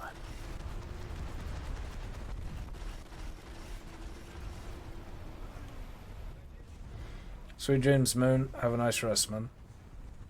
Well, yeah, the bots as well, yeah. The bots! They're everywhere. The bots! Yeah, even after the clamp down, there'll still be some. Wandering around the Christmas tree, having a happy holiday. You. Bot time, baby. Oh, that's some torpedo. Ooh, did you see that? But yeah, most people just play and have fun, man. Yeah, top tier aviation is the only place I see people go full on crazy. And I don't know why. That's why I'd like it tested. There must be a reason. Is it something that just kind of homes in? Or is it just something that happens? And then we have, doxing should be a highly illegal period. Can't believe these weebs who make this normal behavior. I mean, fair, but like, the problem is jurisdiction, not legality. Like, somebody, if you get somebody from like the far off regions of wherever, Timbuktu, like, it's gonna be very hard to actually deal with them. You know, which is why it's very hard to sort this stuff out. It sucks, but it is how it is. Hopefully at some point it changes. Then we have user. Hello. Hi. Merry Christmas. Happy New Year. Happy holidays. Hopefully you have a good one. And then Pepe Coip. First. And last. Simple as that. Hey Fiat, it's nice to see you. Doing good, man. We're just kind of chilling. Doing a bit of the naval stuff. Doing a bit of the air stuff. Doing a bit of the ground stuff. You know, done a bit of everything today, which has been nice. And also doing the tech talk. Trying to get it done. Since we're done with the YouTube side of things, do any of you have any like questions or thoughts when it comes to it? Merry Christmas, Peter the Great. Look after yourself, man. Have a good dinner. Peace be with you.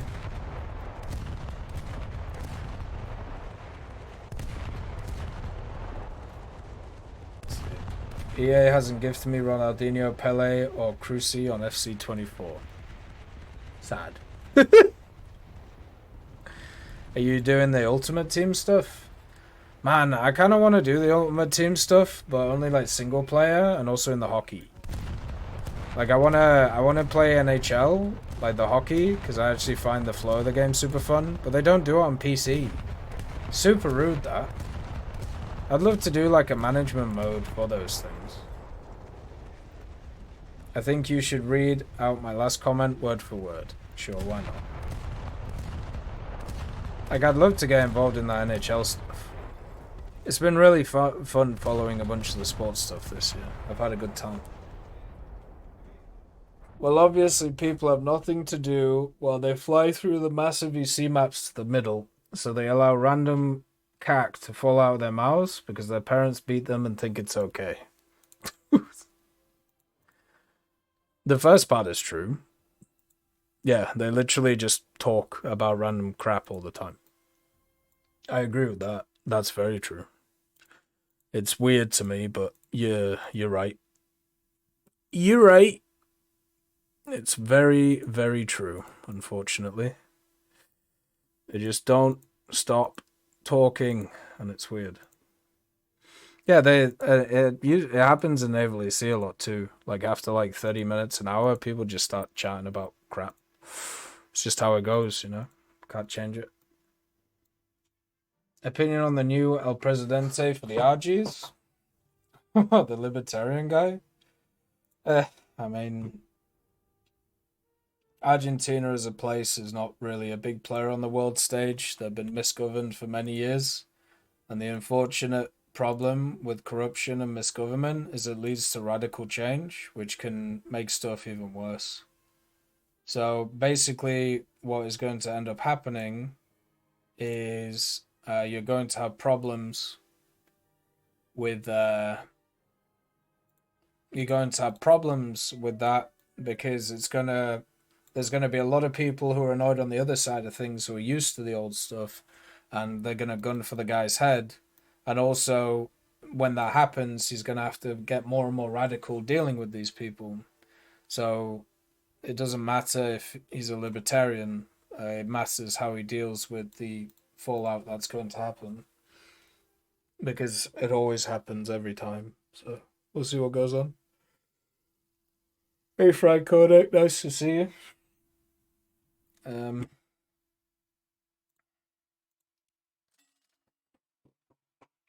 I fed the carrot lord, aka Mr. Snowman, around 300 carrots and gave me 3 vehicles. One of them was a coupon. Well, that's good. The question, who is going to invade when inevitably the economy continues to get worse and continue to call for him to go to distract people? That is always the question. Let's see. Hey Anderson, nice to see you. Did I see Pandremoto's trailer? I think it did a decent review, almost like the F-16. No, I haven't watched it. I'll watch it at some point. I'm sure it's good. The issue I have, and I know this sounds kind of annoying, but like, how can you call it a trailer when it has or uses a bunch of things that aren't in the game and are post effect? So it doesn't give an accurate representation of what's in the game. Like, it doesn't use in-game stuff. It just seems odd calling it a trailer, but whatever. Just a side point, really. I'll watch it, I'm sure it's good. He makes good quality things, so generally they're alright. But yeah, I've always had an issue with naming of stuff, but yeah, that's just because that's how my brain goes. Ooh. He's not ultra conservative at all, Papa Stalin. He's a libertarian. And because people don't know how to deal with libertarians, they say that they're ultra right wing, but they're just not. So, libertarian is its own breed. It's crazy. Did you know the Mirage 2K attacker version has a 440 cal turret? It shows on the modifications. Oh, 450 cal? Oh, that's weird. Libertarianism is funny, so we'll see how it goes. I like reading about it, and I like when people talk about it on the internet. It's like the movies where they put clips of the movie that straight up don't exist. No, because it's post effects. A lot of the stuff is post effects, so it's stuff that don't even exist in the game. Like, that's the thing. Like, imagine if I was like showing off a new vehicle, but I just made the game look completely different to whatever you see. You know, it's just how it is. Did you get an air fryer yet? I haven't, Billy. No. I'm not getting an air fryer. This is gonna turn into a Kill Bill thing again. I'm not watching Kill Bill. No, sorry, I'm not watching Die Hard because of public pressure. I've decided that is I'm gonna put my stake in the ground because so many people told me to watch it a few years ago, so I'm never watching it. The air fryer is a logistical issue at the moment. Okay, it's a logistical issue because I do not have the space for it because there's so many other bloody appliances.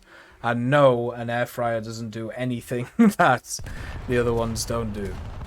So if the logistical issue is solved, aka I get more space, then that will be fixed. Or the other logistical thing, which is more likely to happen, is we're gonna get a convection oven, which is basically just an air fryer. So yeah, don't worry, it'll get there. Just not right now. But if it is consistent, I got Amaranth with HE. So yeah, if it's something that consistently gets brought up, then it will just go on the naughty list and never been seen before. There's one coffee machine which is in the corner of a counter, but the other two coffee machines are in cupboards which aren't used right now. So the one that's on the counter is not big enough to fit an air fryer because it's a single serve thing. The other two are just kind of sat there not doing anything because the idea is to put them on a cart thing. So the only thing that could be removed in space of an air fryer is the toaster oven. And the toaster oven has got me personally through many hard times, and I have much more of an emotional connection to the toaster oven than I do any air fryer that could ever exist. Are there any movies you're looking forward to? Yeah, I mean, I'm looking forward to watching that Hunger Games movie. We missed it because of just being busy with different stuff. That one would have been really cool to sit down and watch. There's a few other ones which would have been really nice to see at the same time. We watched the Full Monty again last night, and I forgot how good that was. Very fun film. I want to watch Billy Elliot again, surprisingly. That's another one that's on the list. But no, I think right now we're just in Christmas movie season. Next year, there's nothing that's really been announced that's really tickled my fancy. I suppose June might be interesting to watch. Is Freeman coming over for Christmas? No, he doesn't celebrate Christmas. So. If he did, we'd have him, but he doesn't celebrate it. Freeman hates Jesus. He's not a fan.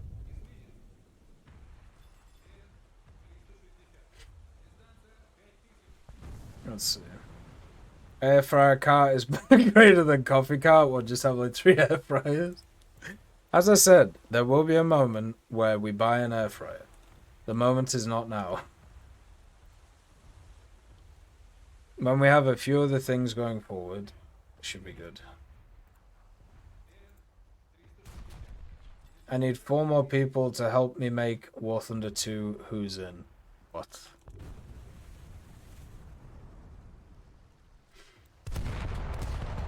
God damn.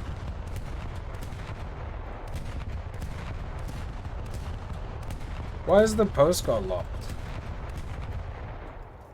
That looks like a fun post. That would have been enjoyable. I got an air fryer last month, and it's really nice to cook without using oil. Oh, I can imagine, yeah. One of the best upgrades I did when it came to cooking was getting those like mats that you put on oven sheets. So it just made everything super easy to clean. Big fan of that stuff. There we go. Been waiting for the tech talks then. What, did they lock it? No idea. It might be because it's witch hunting or something. I don't know. But yeah, anyway, we should probably end the tech talk.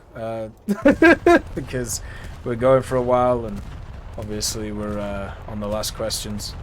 We're going to be streaming through the Christmas period every day. The only day where the schedule is going to be slightly different is Christmas Day. Because we're going to be doing Christmas Day with the in-laws. So I hope you all have a good Christmas. Don't even get me started on the pizza stone. Give it a rest. But I hope you all have a good Christmas. You know, Merry Christmas, all that. Love to the family. Love to everybody wandering about. And also at the same time, Happy New Year and everything. I think we have one more of these before the New Year comes in. Not entirely sure though. I should probably check that. But yeah, look after yourselves. Peace be with you. And bye bye.